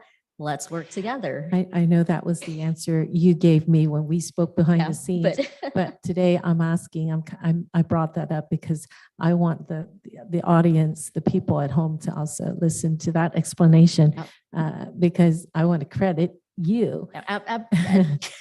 No, I know, following through and also for having that great personality that, people want to work with you and open up to you. So that's really how this came about. And I just think that we've chosen the right person for the job to be at the helm. Thank you. I appreciate that. I'm telling you, I mean, the past leadership that we have, so many projects that the council give out, direction from the council was never report back. I mean, I could name a few on top of my head, but I'm telling you, there's a will, there's a way. If the leadership of the city wants something done, we will figure out a way to do it. And obviously, this is something that you want to be done, and you make it happen. So, thank you. All right, anything else? Any other comment or any concerns? If not, we have the motion and second on the floor. Please vote. Thank you, Mayor. And that motion was made by Councilmember Ho, seconded by Councilmember Nguyen. And that is to approve the memorandum of understanding with the cities of Garden Grove and Fountain Valley to explore advancement of a future navigation center. Councilmember Doe? Yes. Councilmember Ho? Yes. Councilmember Nguyen? Yes. Vice Mayor Manzo? Yes. Mayor Ta? Yes. Motion carries 5-0, Mayor. Thank you. Next item 5.2, budget and appropriation of funds for fiscal year 22 to 23.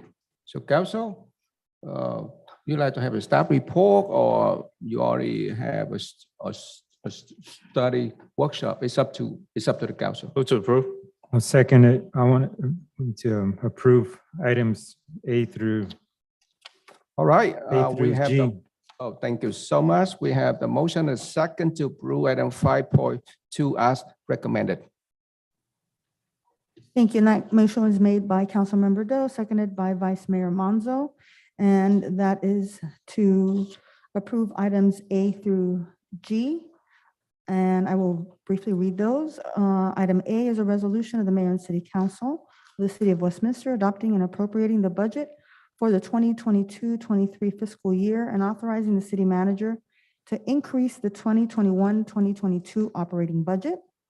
Item B, to adopt a resolution of the Mayor and City Council of the City of Westminster establishing Article 13B, appropriation limits for the 2022-2023 fiscal year. Item C, to adopt a resolution of the Westminster Public Financing Authority adopting and appropriating the budget for the 2022-2023 fiscal year. Item D, adopting a resolution of the City of Westminster Housing Authority adopting and appropriating the budget for the 2022-2023 fiscal year. Item E, adopting a resolution of the Mayor and City Council of the City of Westminster declaring a fiscal emergency. Item F, adopting a resolution of the Mayor and City Council of the City of Westminster adopting the fund balance policy. And item G, to approve job description for senior plan checker. Councilmember Doe. Yes. Councilmember Ho. Councilmember Nguyen. Yes. Vice Mayor Manzo. Yes. Mayor Ta. Yes. Motion carries, Mayor 5-0. Thank you. Next item 5.3, amending resolutions approving compensation plan between the city and the Westminster Municipal Employees Association, Westminster Police Officer Association, and unrepresented management, administration, and confidential employee and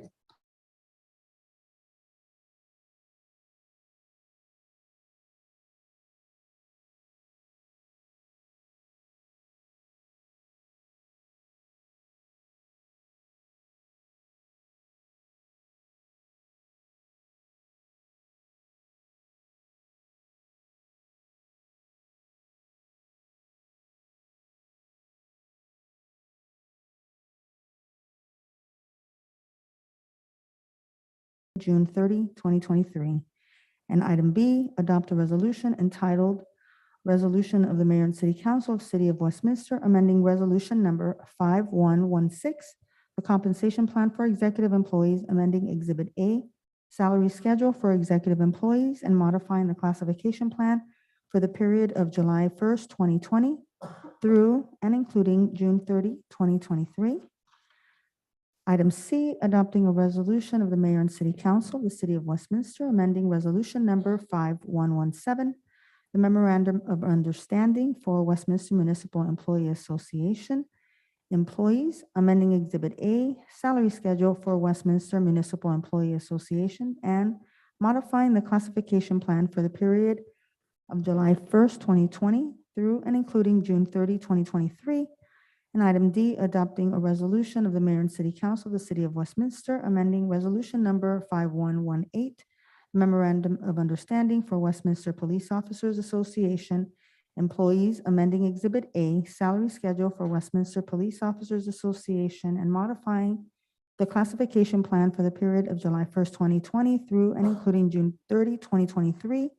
Item E, approving to approve the elimination of 33 classifications that are obsolete, and item F, to adopt a resolution of the mayor and city council of the city of Westminster approving a publicly available pay schedule as required by California Code of Regulations, Title II, Section 570.5.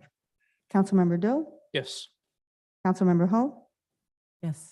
Councilmember Nguyen, Yes. Vice Mayor Manzo, Yes. Mayor Ta. Yes. Motion carries 5-0.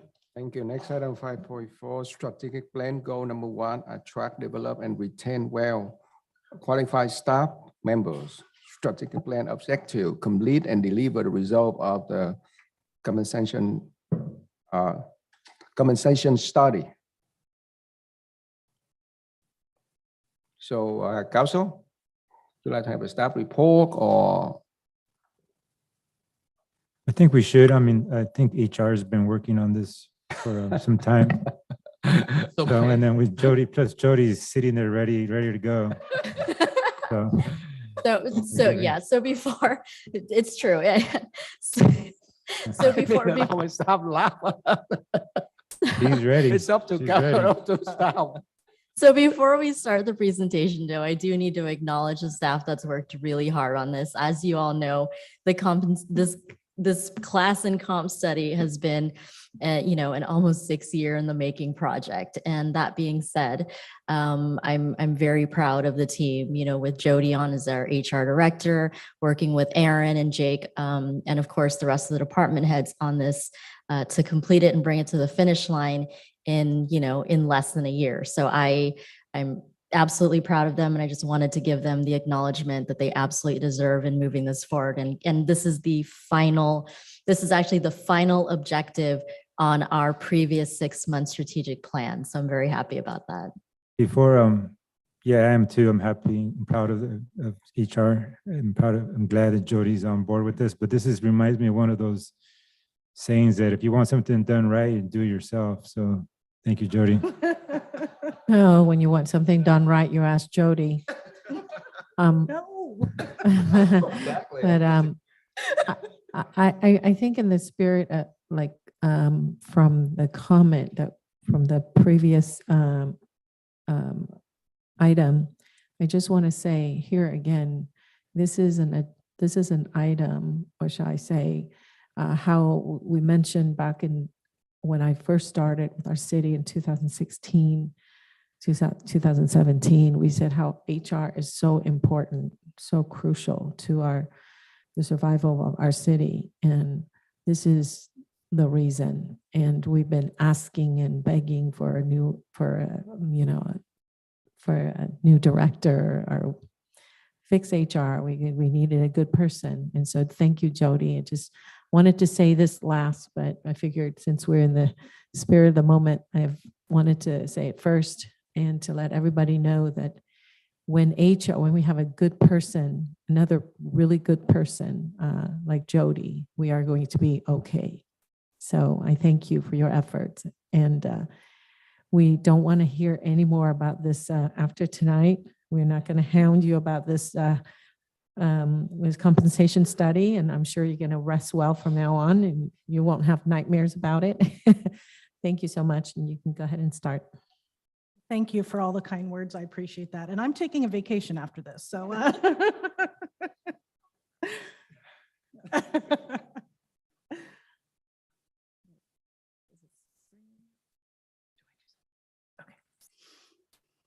All right, so. She's got a PowerPoint. Oh, okay. We've got to wrap it up with a PowerPoint. So good evening, Honorable Mayor and City Council.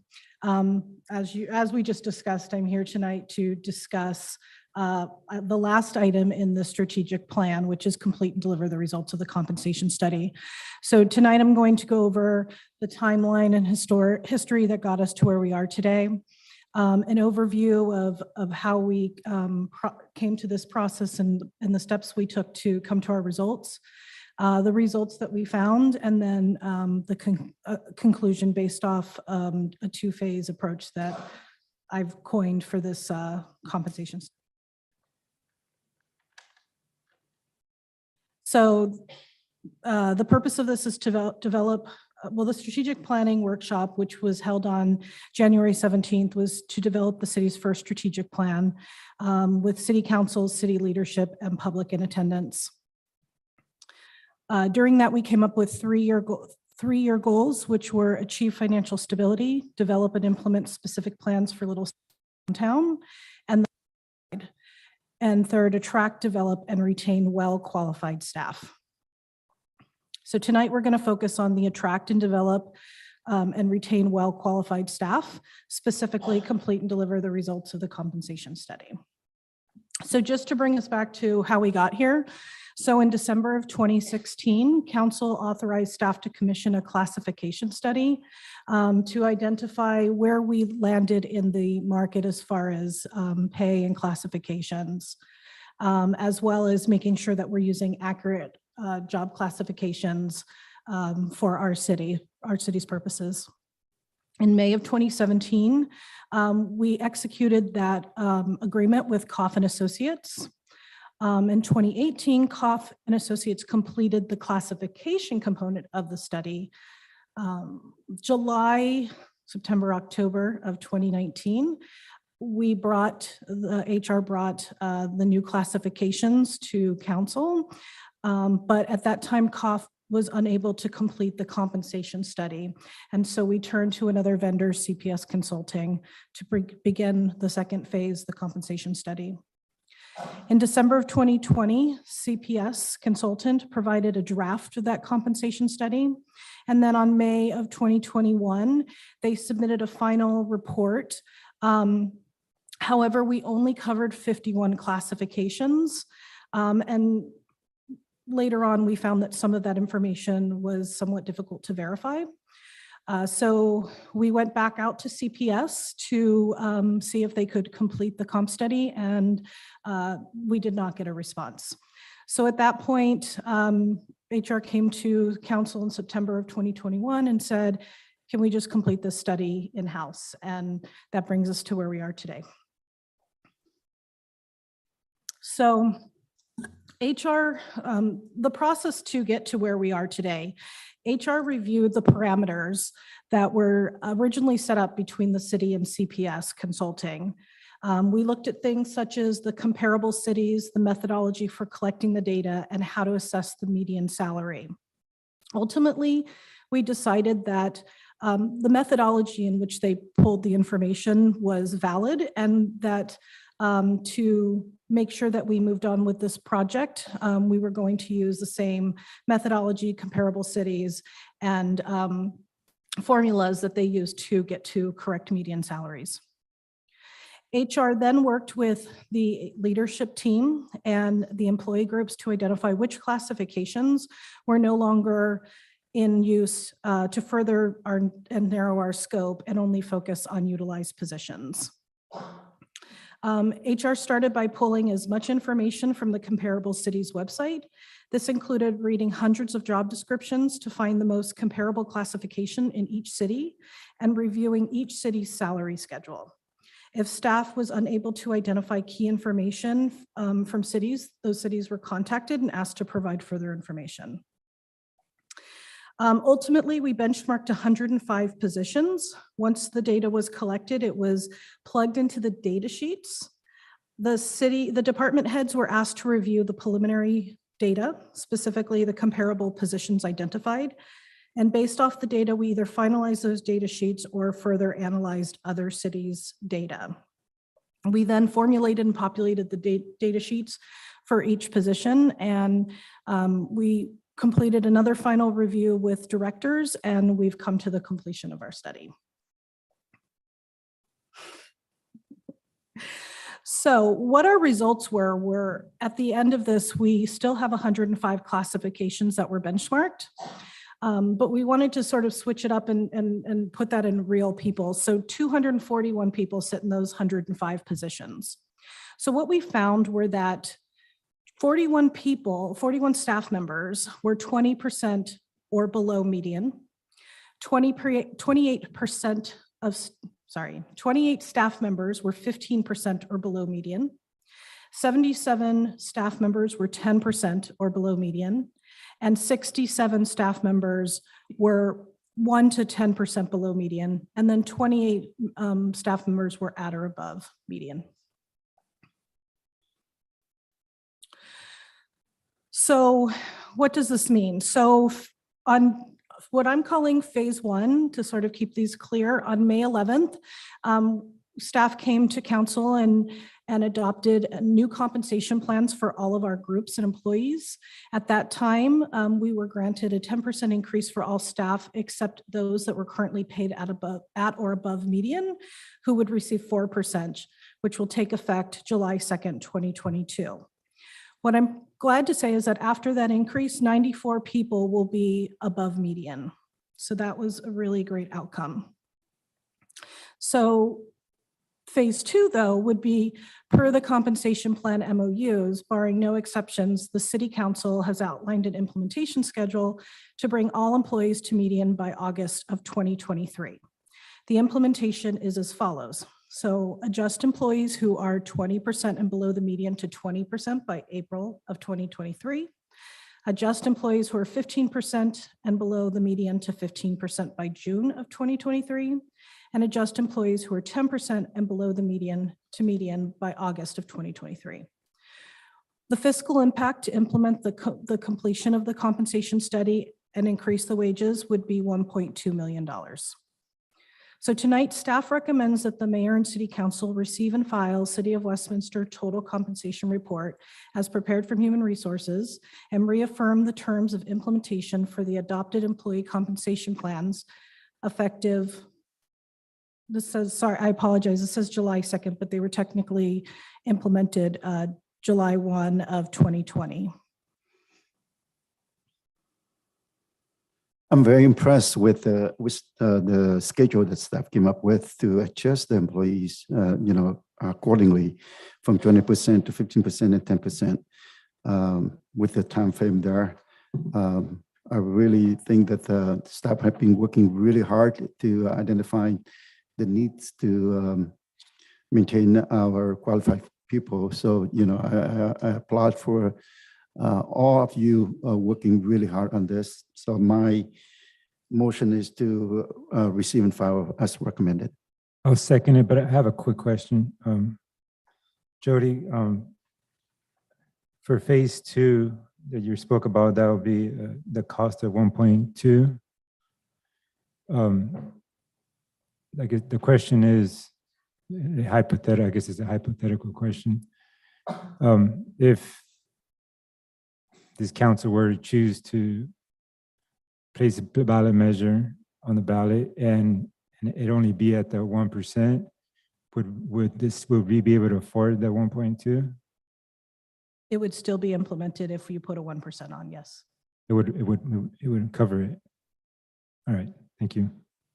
I have a question on page 2. I was just wondering, I was reading it a couple of times and it says you see it? Page 2 of the report. Page 2 of the staff report. Okay, The bottom. Let me try. I'm sorry, I didn't bring it up with me. Or maybe, okay.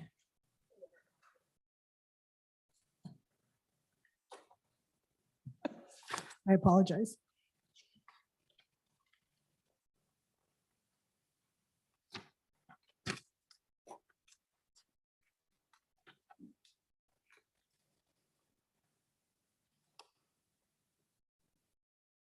You got it?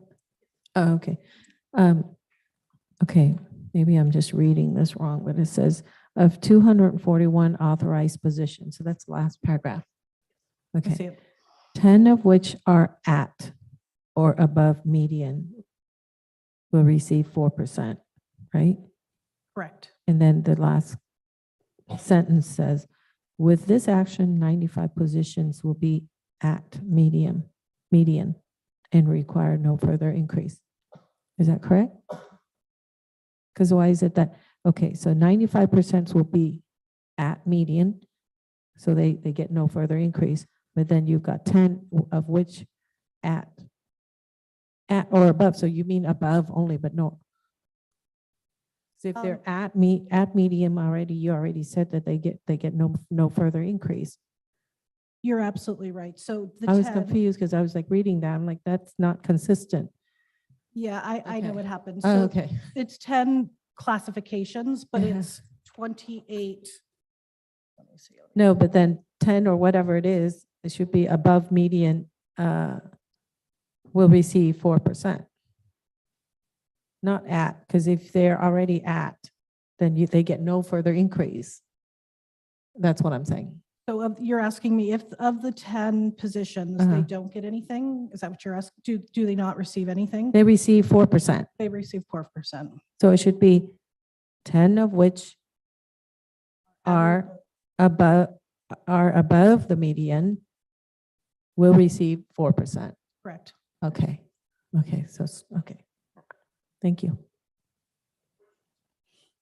I saw in the study, police sergeant 1 and 2. What's the difference? Do you have two classification?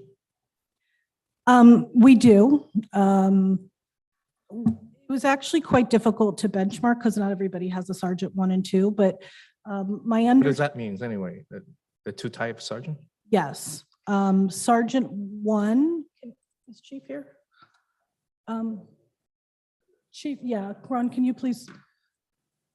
I just want a curiosity. Sergeant 1 is would be a sergeant that never had a special assignment prior to becoming a sergeant. Sergeant 2 is a sergeant that at one point had a special assignment. Oh, okay, so it's just without experience. Yes, and it's, Basically. well, it's not necessarily without experience, but it has to do with PERS and future retirement. So that's how we got the two phases. We have an officer 1, an officer 2, and a sergeant 1 and a sergeant 2. Thank you, I appreciate that, yeah. You know what, Jody, thank you very much. I mean, this is this is a classic example of I mean, it's something that we the city council order from 2016, and it took what 5.5 years, and it took you what, a couple months to taking care of it. We had a team. Oh, thank you. I really appreciate it, but it's just mind-boggling, you know, to have a person that in charge of human resource and become city manager, and it just go crazy after that. So, well, thank you very much. I appreciate it. We have a motion? Yeah, there's a motion in a second. All right, we have a motion and a second on the floor to approve this item as recommended. Thank you, Mayor. And that motion was made by Councilmember Nguyen, seconded by Vice Mayor Monzo, to receive and file the City of Westminster Total Compensation Report as prepared by Human Resources and reaffirm the terms of implementation for the adopted employee compensation plans effective as stated by the HR on July 1st, 2020. Councilmember Doe? Yes. Councilmember Ho? Yes. Councilmember Nguyen? Yes. Vice Mayor Monzo? Yes. Mayor Ta? Yes, Motion carries 5-0, Mayor. thank you. Next, we have 6.1, draft ordinance and amended military equipment use policy for Westminster Police Department.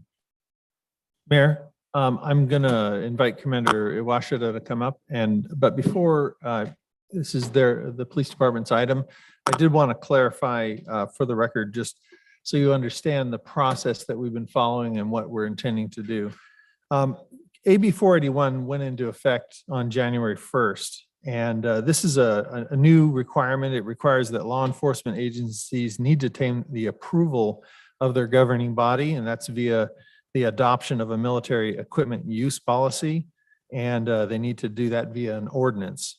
There's a very defined process that you need to follow, which we needed to initiate by May 1st, and we did. That started on March 23rd when we submitted to the City Council on the agenda a copy of the draft policy, which was developed in conjunction with Commander Iwashida in terms of the types of equipment that they would define as the military equipment. So that was submitted to the council. It was then posted to the website so that it was available for 30 days. And then on April 27th, we had a first reading of that ordinance. And then on May 11th, we had a second reading of that ordinance. At the next meeting, May 25th, Vice Mayor Monzo made a request saying that he would really like to see a public hearing. I did not object to that. I said that certainly could occur. And so that was the plan, to come back at this meeting with a public hearing on the proposed military ordinance. Subsequent to that May 25th meeting, I was contacted on June 3rd by the police chief and Commander Washita. They reached out to me and said that they, in thinking things through, they needed to make changes to the policy. And that they would like to know if that was possible. I said, yes, it was, but if you're going to do that, you're going to have to start the process all over again, which means, again, running through the process I just laid out for you. So that is what we are doing tonight, is to reinitiate the process by presenting to you the draft proposed ordinance. It is being presented to the council as not adopted tonight, but being presented. It's then posted on the website for 30 days. And after 30 days, we would come back, which we're proposing July 27th. That would be for the first reading of this ordinance adopting the military use policy. At that meeting, as requested by Vice Mayor Monzo, we're going to hold a public hearing. And then there would be a second reading, which would occur on August 10th. All of that is in compliance with the requirements of AB 481. As I said, you need to initiate the process and then complete it within 180 days, and we would be well within that. So that is the process we're following. And with that, Commander Washit, if you could address the before Commander speaks, City Attorney, can you explain to the public about this ordinance and as far as it concerns the previous one that was presented to the council? As far as this new ordinance is going to supersede the old one, correct? Yes. So the way that this is framed is it's an amendment to the policy, because we did go through that entire process. We had a first and second reading. So if you look at the attached ordinance at the very in section 7 of it, it states that the military equipment use policy originally adopted pursuant to ordinance number 2586, that's the one that was adopted on May 11th, 2022, is hereby amended pursuant to the adoption of this ordinance. Ordinance 2586 is hereby replaced and superseded as of the effective date of this ordinance. So this would eliminate the prior one on the date that this one is effective and substitute in the one that's being proposed at this juncture. All right, thank you, Commander. Yes, sir. Thank you very much. Mayor Ta, Vice Mayor Monzo, City Council members, city staff, and community members. So as City Attorney Bettenhausen had pointed out, AB 41 was voted into or approved by Governor Newsom on September 30th and took effect on January 1. They gave a start date of May 1st that we had to start a process to have an ordinance and a military equipment use policy put in place. So as City Attorney Bettenhausen mentioned, we began that process on May 23rd. And as a receive and file. March 23rd. Oh, I'm sorry, March 23rd. Thank you very much. April 27th was the first reading and May 11th was the second reading at the direction of Vice Mayor Monzo. And in consideration with the chief, we saw some things in our policy that we wanted to address and amend, in which case, under the direction of City Attorney Bettenhausen, we opted to begin the whole process again. And so today would be the first day for the receive and file. July 27th would be meeting that 30-day timeframe that's required by the legislation. AB 41 is governed by Government Code Section 7070 through 7075. It defines what qualifies as military equipment and also the parameters in which we can acquire and use such equipment. It also covers a process in there that on an annual basis moving forward, we're required by law to bring this forward to council with additional information on the annual usage of any said military equipment for approval, reapproval on an annual basis. So our policy sections for the police department will be posted first thing tomorrow morning to meet the 30-day requirement. On the July 27th meeting, we'll bring it back for the public hearing and the first reading. And barring any other amendments on August 10th, it will be before you as a second hearing. I do know that one of the community members voiced a concern in reference to the 40 millimeter equipment or 40 millimeter launchers. I wanted to clarify for the council, the policy, she stated that we changed from 15 to 25. She is correct in that change. However, I would like to address that our department currently only has 12 launchers. We have 25 police vehicles in our fleet. We wanted to leave ourselves room to be able to add one launcher per vehicle, so officers would not have to change out or potentially go without that tool when they go out in the field. She also mentioned the 40 millimeter rounds, the foam rounds that we use. We did increase from 150 to a maximum of 300 rounds in our inventory. The reason why is because of the current state of affairs in the world, including the Ukraine. Items deemed to be military equipment are getting increasingly harder to obtain and procure for use. We have seen just in the fiscal year an 18% increase in costing of this type of ammunition. And in an effort to be fiscally responsible, we opted to purchase in bulk some ammunition so that we can keep it in store. They do not have an expiration date. It will remain in inventory. And the way the policy is worded is such is that it's just not to exceed. So we can drop below and comfortably say that we can function with fewer rounds. However, it gives us the leeway that when we purchase the items, that if we purchase, it gives us a little bit of wiggle room as far as purchasing power. So. Commander. Yes, sir.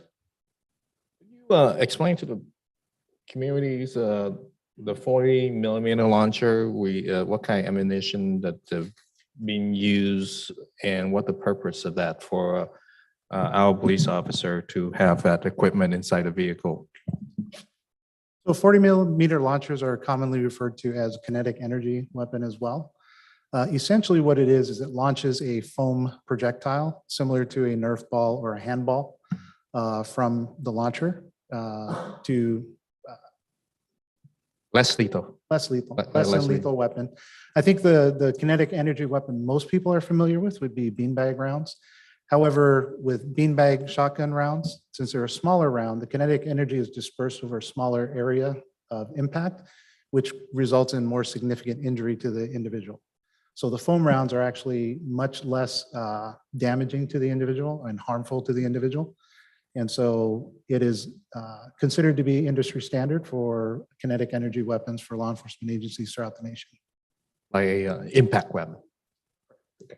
And you're talking about the ammunition, the quantity, like 10 to 40,000. Those are being used in training. Is that Yes. correct? So the way the 41 was written, there are it does not differentiate between range ammo or duty ammo. So in an agency our size, I know 40,000 looks like a very large number, and but in retrospect, an agency our size will roughly burn through anywhere from 8,000 to 10,000 rounds per quarter doing training. And so essentially the 40,000 round limit that we've established allows us to have a year's worth of practice ammunition for our officers so that they're able to obtain the training that's necessary to remain proficient and keep their skill levels up.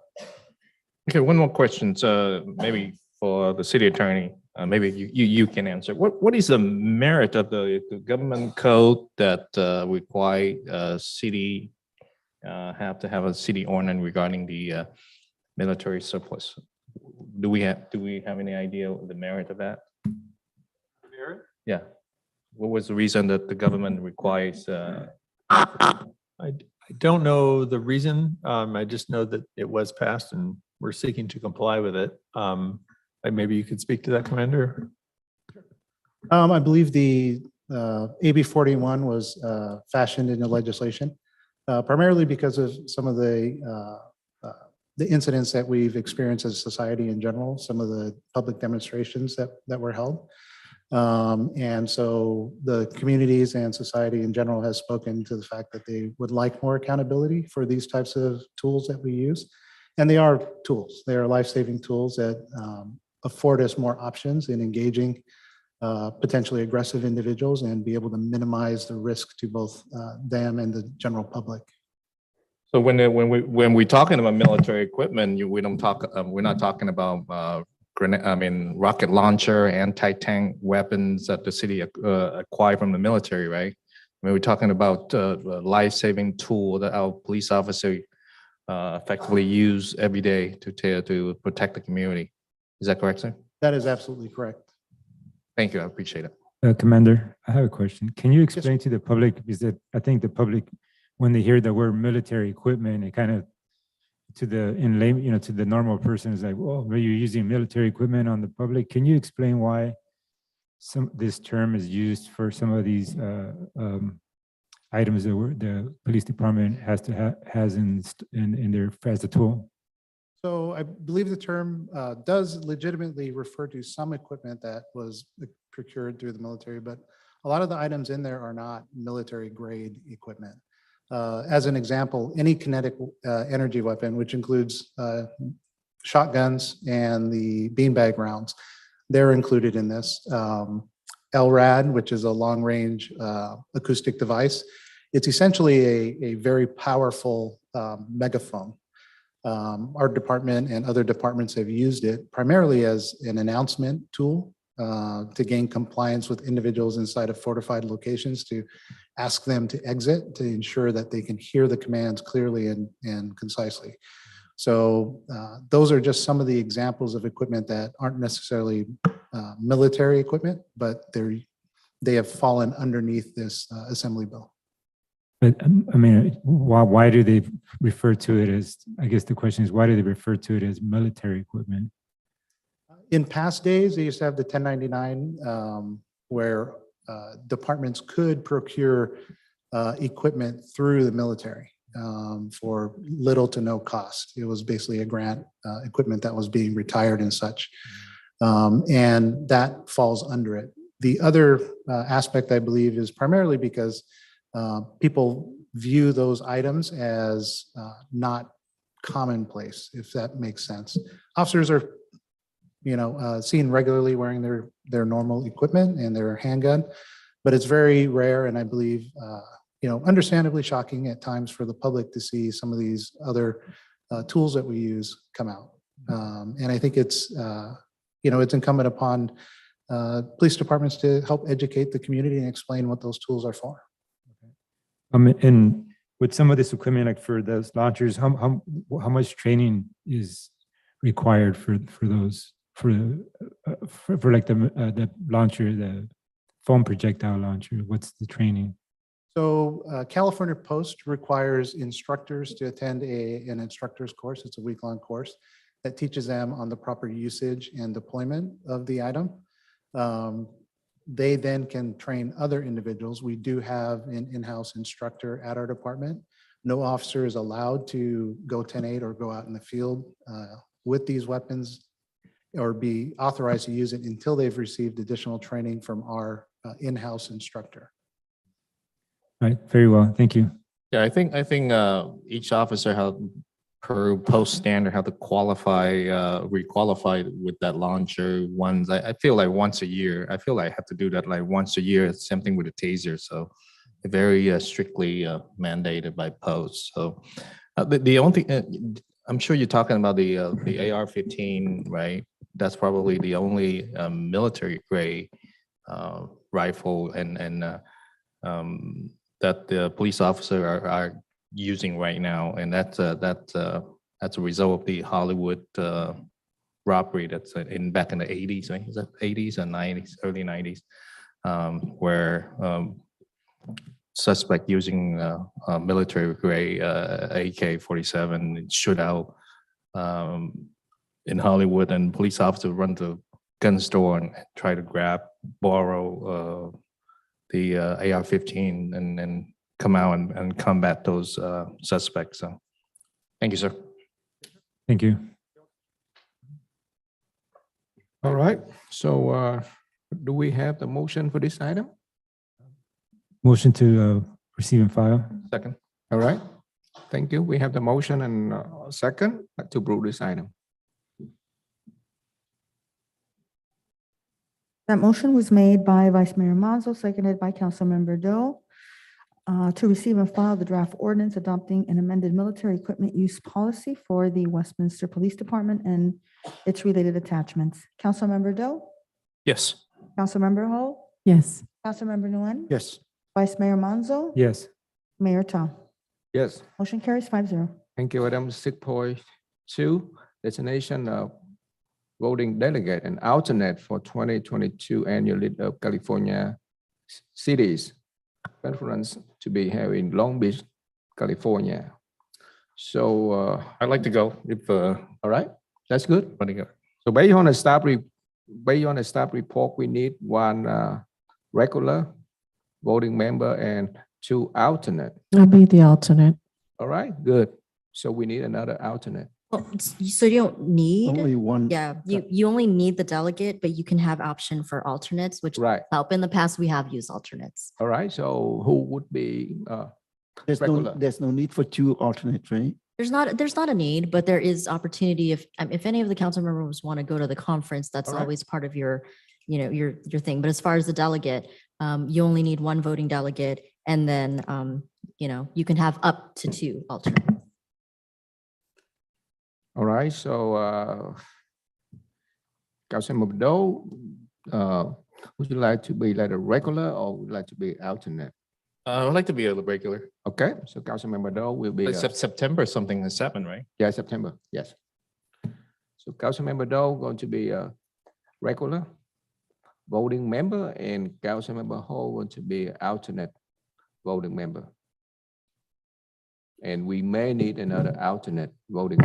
Yeah, I'm good. I don't know if Councilmember Nguyen wants to be the second. No, I've been doing for the last 3 years already, so Right. help me out this year. So we only have 1 regular and 1 alternate. Okay, that's fine. Okay, so, Motion to approve? Second. right, we have a motion and second. Thank you, Mayor. And that motion was made by Vice Mayor Manzo, seconded by Councilmember Nguyen to designate and appoint the voting delegate as Councilmember Taido and the alternate delegate as Councilmember Kimberly Ho. It is also to include direct staff to prepare and process the appropriate documents and material in the voting delegate packet. Councilmember Doe, Yes. Councilmember Ho, Yes. Councilmember Nguyen, Yes. Vice Mayor Manzo, Yes. Mayor Ta. Yes, Motion carries 5-0, Mayor. thank you so much. Next item, adopting City Council policy governing translator and public comments. Thank you, Mayor. Okay, please. Basically, we've had some discussion at length at the May 11th meeting. There was an extensive discussion on how to apply the government code section rule, which requires, normally under our code, we allow 5 minutes for speakers. All right. What the government code says is that when someone seeks to use a translator, I'll use translator, not interpreter, then we're required to provide them at least twice the allotted time. And that section goes on to state, and I think this is important, that the purpose of that requirement is to ensure that non-English speakers receive the same opportunity to directly address the legislative body. And so, we have a large population here, many of whom, as we've even seen tonight, could utilize the services of a translator in order to properly convey what they're trying to say to the council. It's important to incorporate these members of our community and their ideas into the public discourse. And that's what's trying to be accomplished through the government code section that I cited. So we've been seeking to apply this rule, but there has been some inconsistency in how it's done because of the lack of a clear policy. So we had the meeting on May 11th. The council gave a number of points and to incorporate into this policy. I took those and I tried to create the best policy I could. The difficulty here is it's hard to anticipate every situation. It really was a difficult task, mind bending in some ways, trying to think every scenario. But I do think that what I put here is a draft for you to consider. There's certainly changes that we could make, But this is trying to take it and incorporate that purpose of the government code, which again was to try and have the speaker have the additional time in order to address the city council, for non-English speakers to address the city council in English. So if you'd like, I could go through it briefly, but basically I've stated that in the purpose, but the general rule here under number 1 is that any person who desires to provide public comment may utilize the service of a translator if one's available.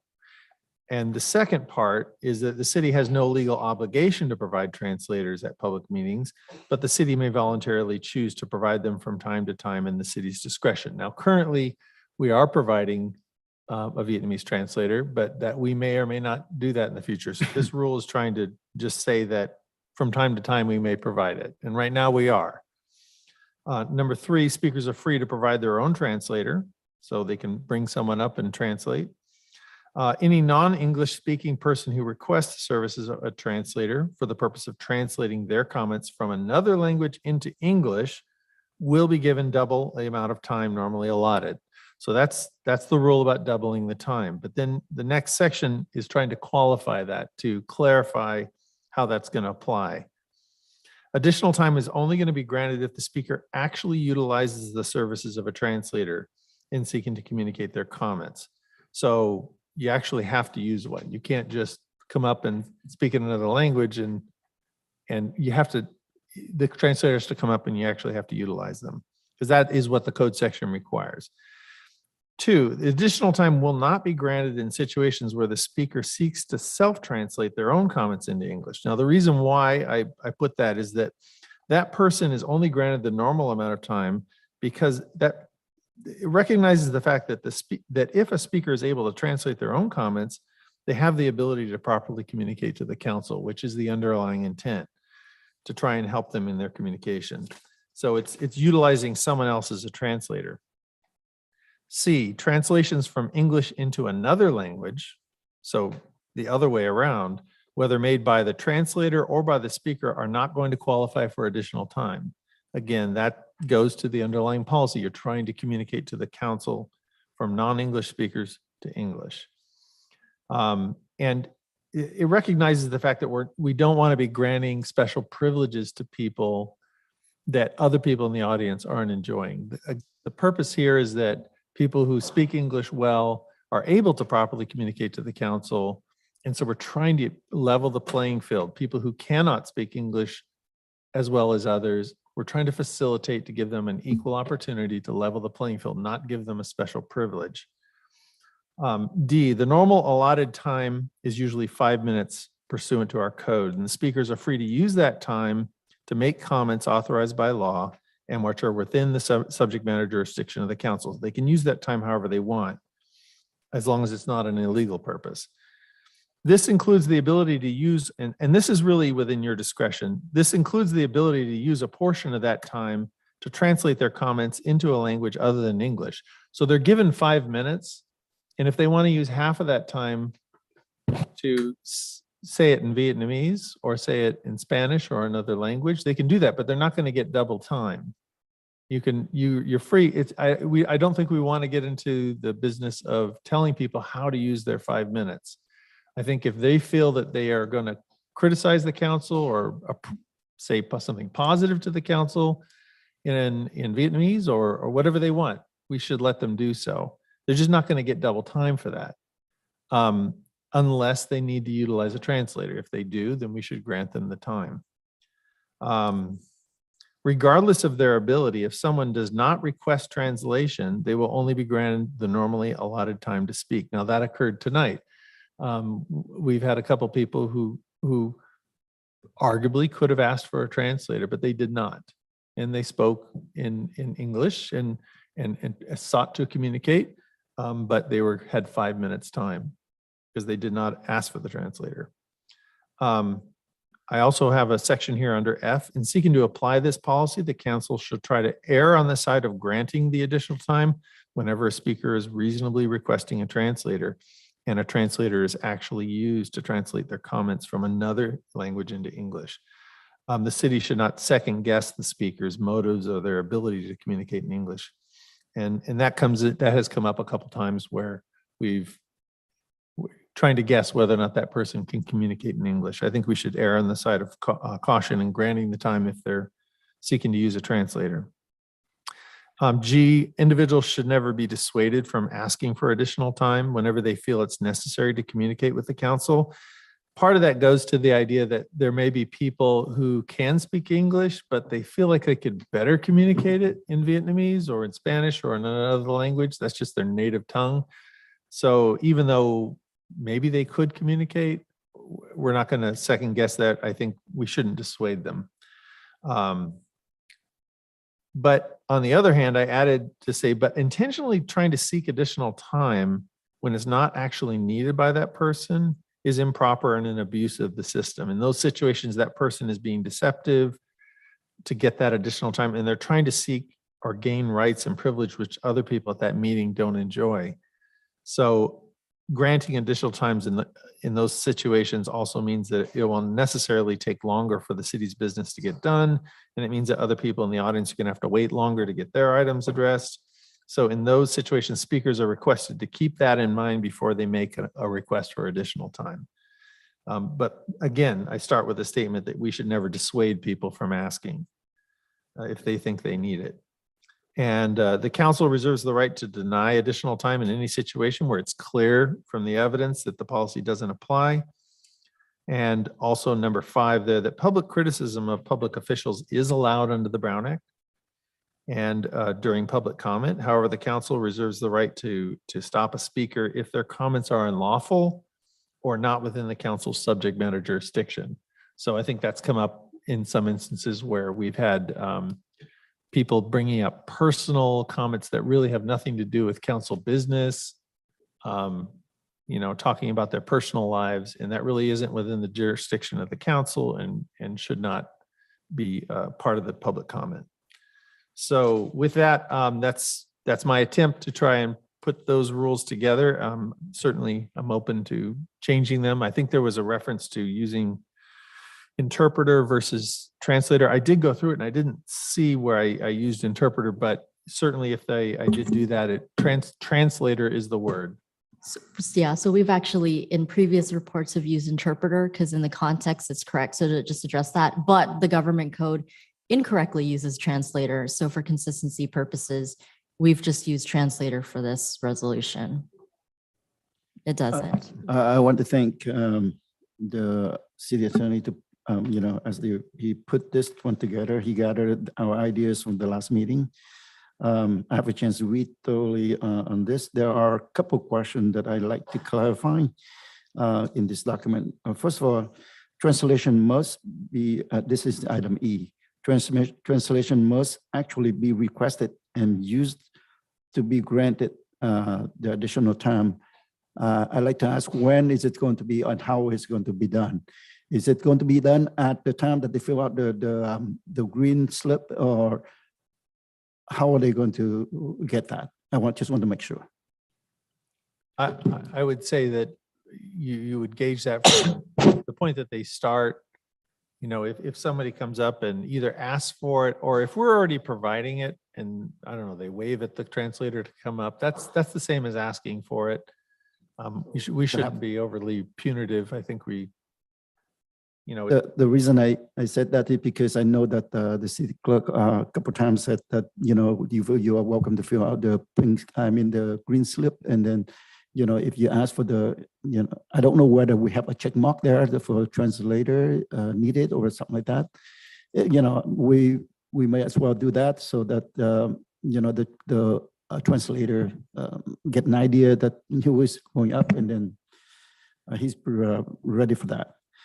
But according to you, that they can also ask at the podium. When they get to the podium, they can also ask. They've asked in the past before when they turn in their speaker slips, because the speaker slips aren't translated, but So in the past, when someone's brought up a speaker slip, and they still do it now, where they say they're going to need a translator. Okay. Or she's asked them if they'll need a translator. Actually, the public speaker cards have been modified a little bit, and they currently do include if they need an interpreter, that they can mark that off. Okay, all right, thank you. That follow-up, It is in English. that lead me to the follow-up questions. I know that from the public speaking, there was a comment that, if we have to pay for the translator to be here, should we have to have the requester to request in advance for 24 hours so that we know whether we have people speak, then, that we need to use the translator or not. That saves the city, money. So I don't know, I'm okay either way, but I just want to clarify that, how you guys want it. So there are a couple of ways of looking at this. So in the past, it was the council direction to just have one on hand, right? Because we've had instances where you've had a speaker come up needing someone to translate or to, interpret. And then we have staff that comes up and interpret. And of course there's language, there are different words used for different, for different things. And so it became a thing where we would just have the person on hand, anticipating that the need is there, more so than not. It is on the agenda that for accommodations, including interpretation services, that we require 24 hours in advance. The challenge with that is that we have had difficulty acquiring, someone at the last minute. And 24 hours could considerably be last minute because we do use, the interpreter for some of the other, other committee.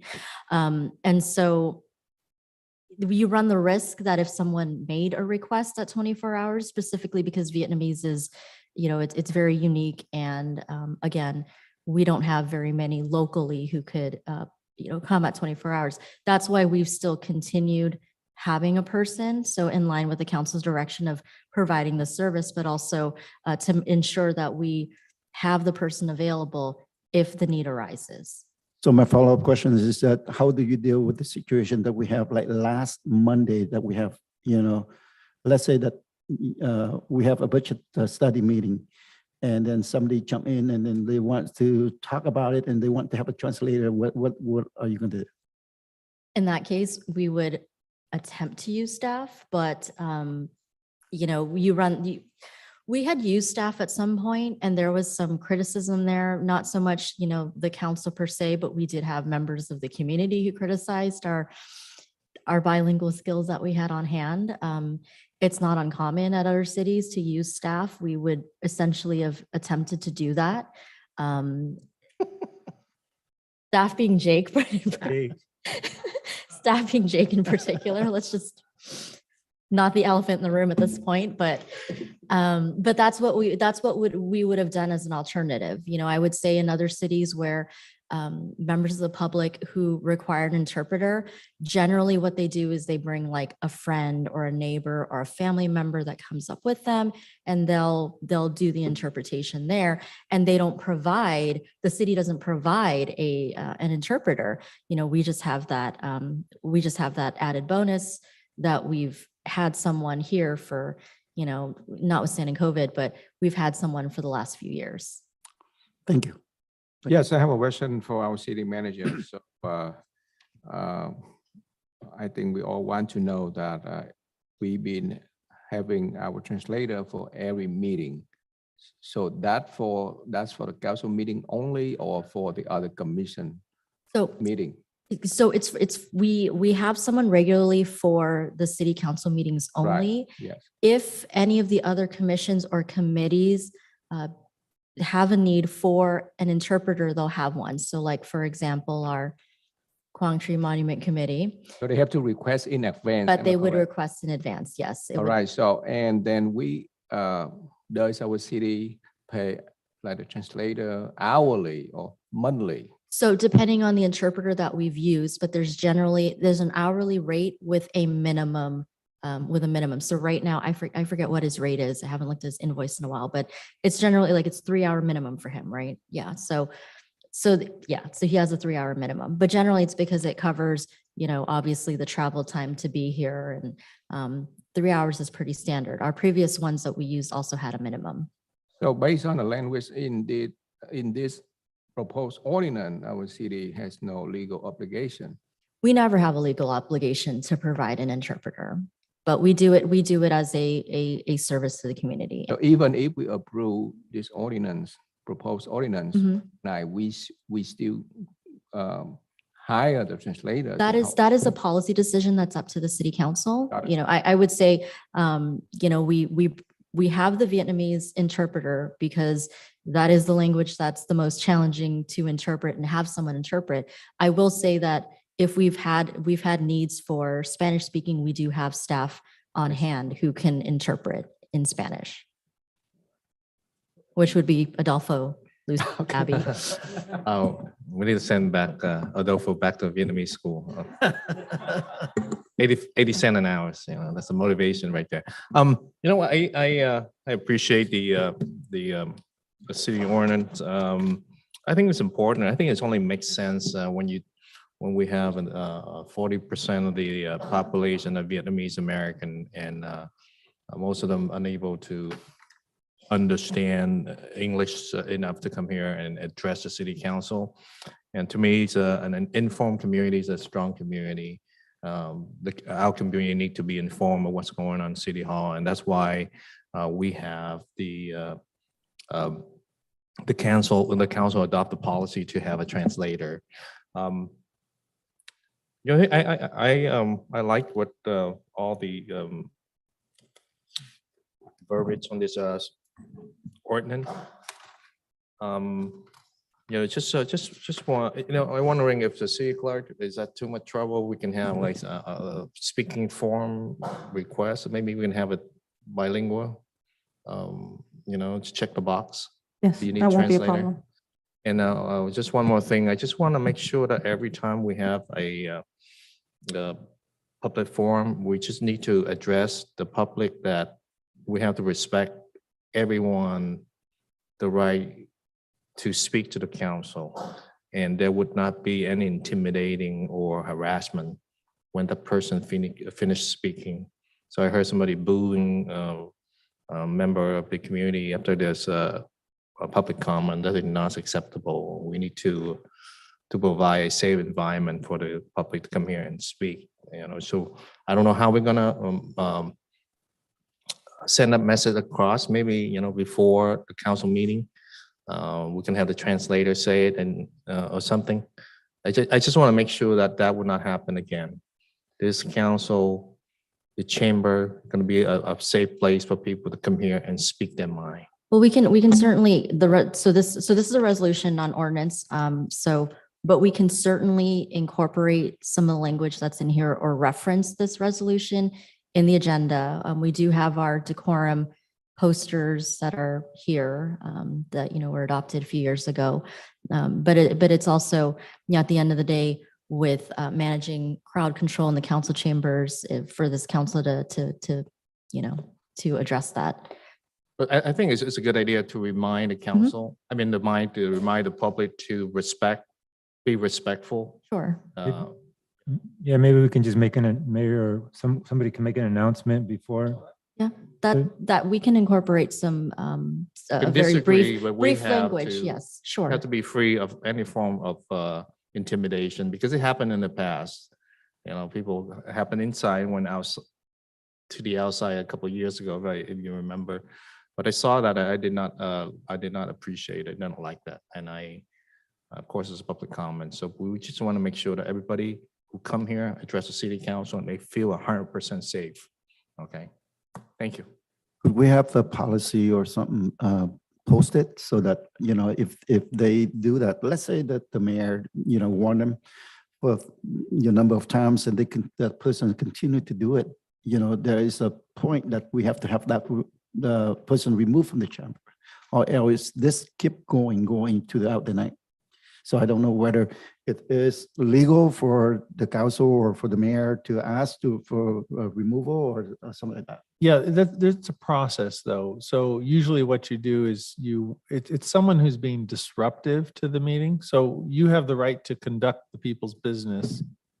to not have people interrupt unduly and or basically block view of other people in the audience and things of that nature. So what you do when that occurs is you warn the person. And I usually err on the side of the caution, warn them again and say, you know, you're disrupting the meeting, you know, and give them a couple warnings. And if they refuse at that point, you can ask that, you can call a recess usually is the best thing to do, ask that person to leave and then you continue the meeting. If it ends up being a situation where multiple people are creating disruption, you can actually cause most of the audience to have to leave. If it becomes that bad, which does happen, you have to allow the media in, but it's basically a warning process. And we try to get people to voluntarily stop the behavior first. Yeah, I think our police officer will take care of that, and they will, you know, ask the person to come outside and use our verbal judo to calm the person down. But you know, in order for that, if that person say, you know what, forget it, I'm not leaving, then the city council has to make a decision, so that the officer will take the appropriate action based on the city council. Am I correct, Christian? Yeah, the city has a right to conduct the business, and if someone refuses to stop, then they can be excused. Well, I really hope it doesn't ever escalate to have to remove someone from the chambers. But I like the deterrence approach. Am I too loud? The deterrence approach, where I think at the very beginning we should, like when there's a crowd, like there was one today, I don't know how many people before you start considering that that's a crowd that you have to announce in both Vietnamese and in English, and to try to deter that type of behavior, because we do have a decorum policy that was passed a few years ago. And but when we used to even post that, and I think we posted that, over there, over here, yeah. But who reads that? I think we just need to remind the crowd, or maybe at the very beginning announce, and just be, like I said, I like that deterrence approach, so we don't have to remove somebody from the chamber. So that would cause a lot of embarrassment for people. We're trying not to embarrass people, but we just don't want that kind of behavior to escalate, to have to remove them. I think what you need to, I think it's really well, you did a good job, Christian, city attorney. I think it's just, we're not going to be perfect. I think there's going to be times where we might struggle to implement them, but we're going to try to do our best and you know, to remember them and apply them. So thank you for, it looks good to me, all the points that council had made in the previously, you put them together well. I just think it's I mean, again, it's not gonna be perfect, but we're gonna do our best to implement these. So I think all council is in agreement that we got to clean things up, and I think this is a good start. May I make one more comment? Go ahead. You know, we're talking about translation. You know, the 911, the comm center. We use the dispatcher. They use a translation service from some telephone company. Am I correct? AT&T or something, or? That is correct, council member. Okay, and is that a free service, or is that something that we have to pay for? I do believe we pay for that service. Okay, is Not that for the positive, but entire city, or is that something that we can tap into? Because they have to be certified, because a lot of translation service, especially in the medical industry, they do not allow anyone who's just speak the language to translate. They have to be certified, because you know, people die because of the wrong translation. So is that something that we can look into, or is that? Okay, it's just something you look into. You don't have to answer that. Yeah, no, because That I feel like particular service, the one we use for 911 though, is not available for non-emergencies. And we had used, when we were looking at this subject once upon a time, we did look at, there were, I guess you call it a call center type, service. The only problem with that is, again, you have the same restrictions of having to use them ahead of time. We don't have a phone set up in here. for that, the audio wouldn't, the audio wouldn't work as well. I mean, we could get around the technology, but the technology here in here is not favorable at times.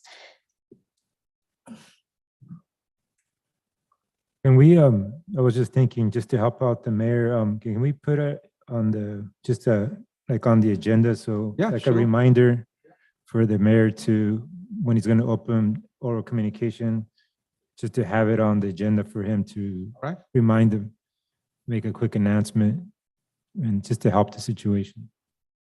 It's up to the council if you want me to Yeah, just a quick make announcement. announcement. I do. Yeah. Yeah.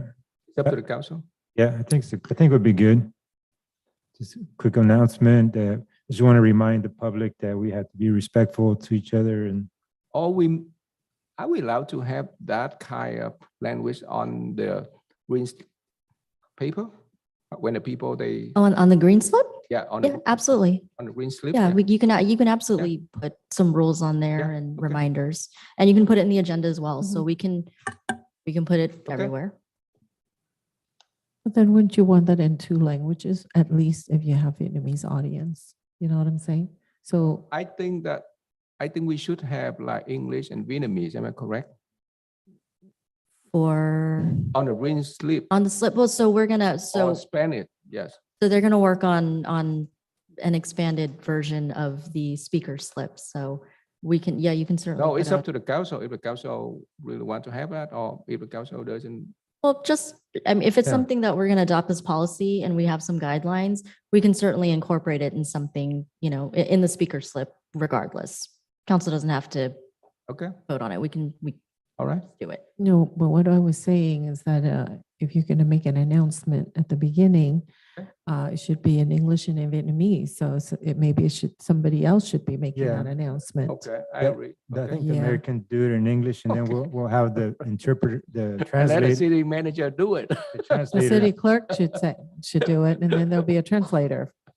Well, if the city manager do it, we have to pay 85 cents an hour, We already pay. I don't think we can afford that. The one time I tried, we're not doing it again. Maybe our city clerk could do it with a translator. I can certainly do the English version and the Spanish version. Maybe we can, if I may suggest, maybe have a pre-recorded message as well, and that way. That's good. Like we can that. Do that instead. I like that. Thank you for that. That's a great idea. So what are we going to do? We're then? gonna make I a move- motion. I move to adopt Any the city- question about the language in the proposed ordinance? Are we okay with that or anything else? I think we're good. So Yeah, and just for clarification, Mayor, it is a reso. I know it was mentioned earlier, but it is an actual resolution, not an ordinance. yeah, I'll motion to approve resolution as recommended. A second. Right, we have a motion and second to approve this item as recommended. Thank you. And that motion was made by Vice Mayor Manzo, seconded by Councilmember Ho, and that is to adopt a resolution of the mayor and city council of the city of Westminster, adopting city council policy, providing rules governing translators and public comment.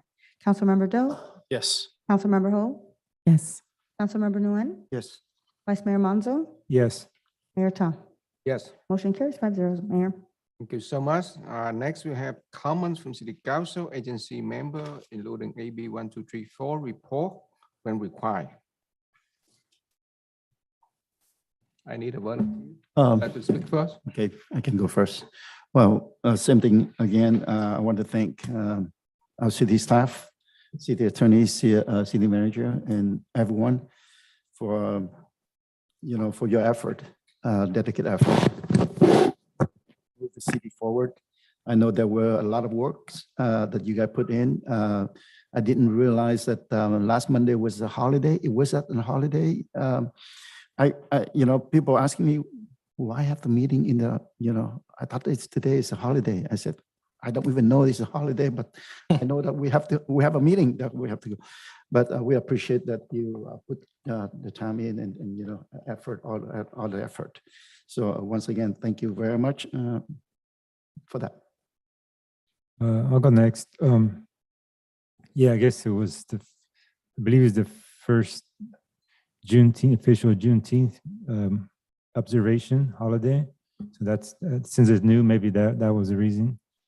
I just want to thank staff for all their hard work, Jody and her team, well, the whole team for working hard on that policy, and completing it after so long and a couple of failed attempts. So thank you, team. Next, I want to congratulate Adolfo for your official title. And I mean, I know you know this, but I just want to kind of reaffirm it. We all know how hard you work, and I myself appreciate the dedication that you bring to our community. It's I've always said if you like what you do, you're typically going to be good at it, and I know that you like what you do. That's why you're good at it. So thank you for that. Really appreciate all the hard work you do, and thank you for all staff for all your help.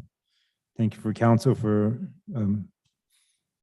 moving us forward, keeping us, we're all seem to be working really well together lately. So thank you all, and let's keep it up. Thank you. All right, who would be next? I'll go next. Congratulations, Delpho. You know, you really earned this position. So I appreciate your leadership. You're working very well with the city manager, you know, for the past few months, few years. And it's time for you to lead. And I appreciate your leadership. Thank you. Congratulations. I just want to thank the city council for have such a productive meeting.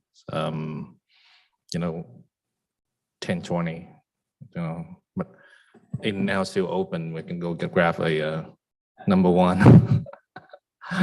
You know, this is unheard of. So I'm very happy that we finally accomplished something and get out here in time. You know, not like the next day like it's been in the past. So that's something that means that the city is moving in the right direction, and I am very grateful for that. Again, thank you, city staff and the PD, the chief. You know, doing more with less, but hopefully that we can figure out something to take care of business. So, again, I hope everybody have a good Father's Day weekend. You know, it was my birthday weekend, so every year I only one gift. So, but thank you for the cake, city manager. I appreciate that. So, I have to run 5 miles now. So, thank you. All right, Councilmember Kimberly Ho. Yes.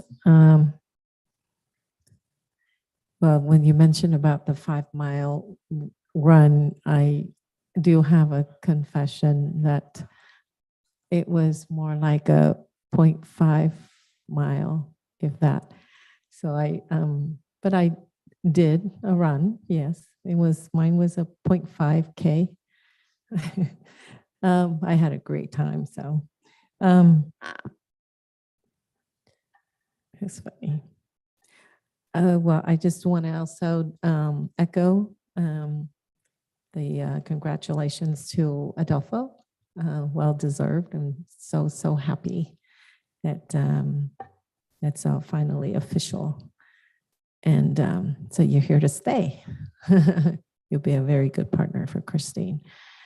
And tonight is Jody's night. Jody Greiner. I am sure you are very, very happy to get this monkey off your back.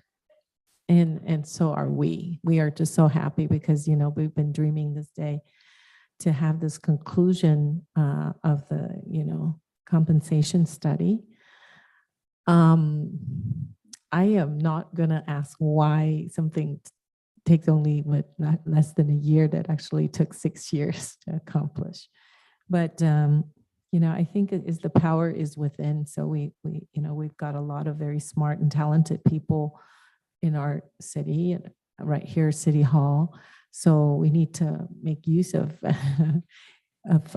all of our staff, our talented staff. So thank you, Jody. You can sleep well from now on, and we can too. And I think lastly, I just want to say that being that our next meeting is July 13th, So, you know, we've got July 4th that we won't be here.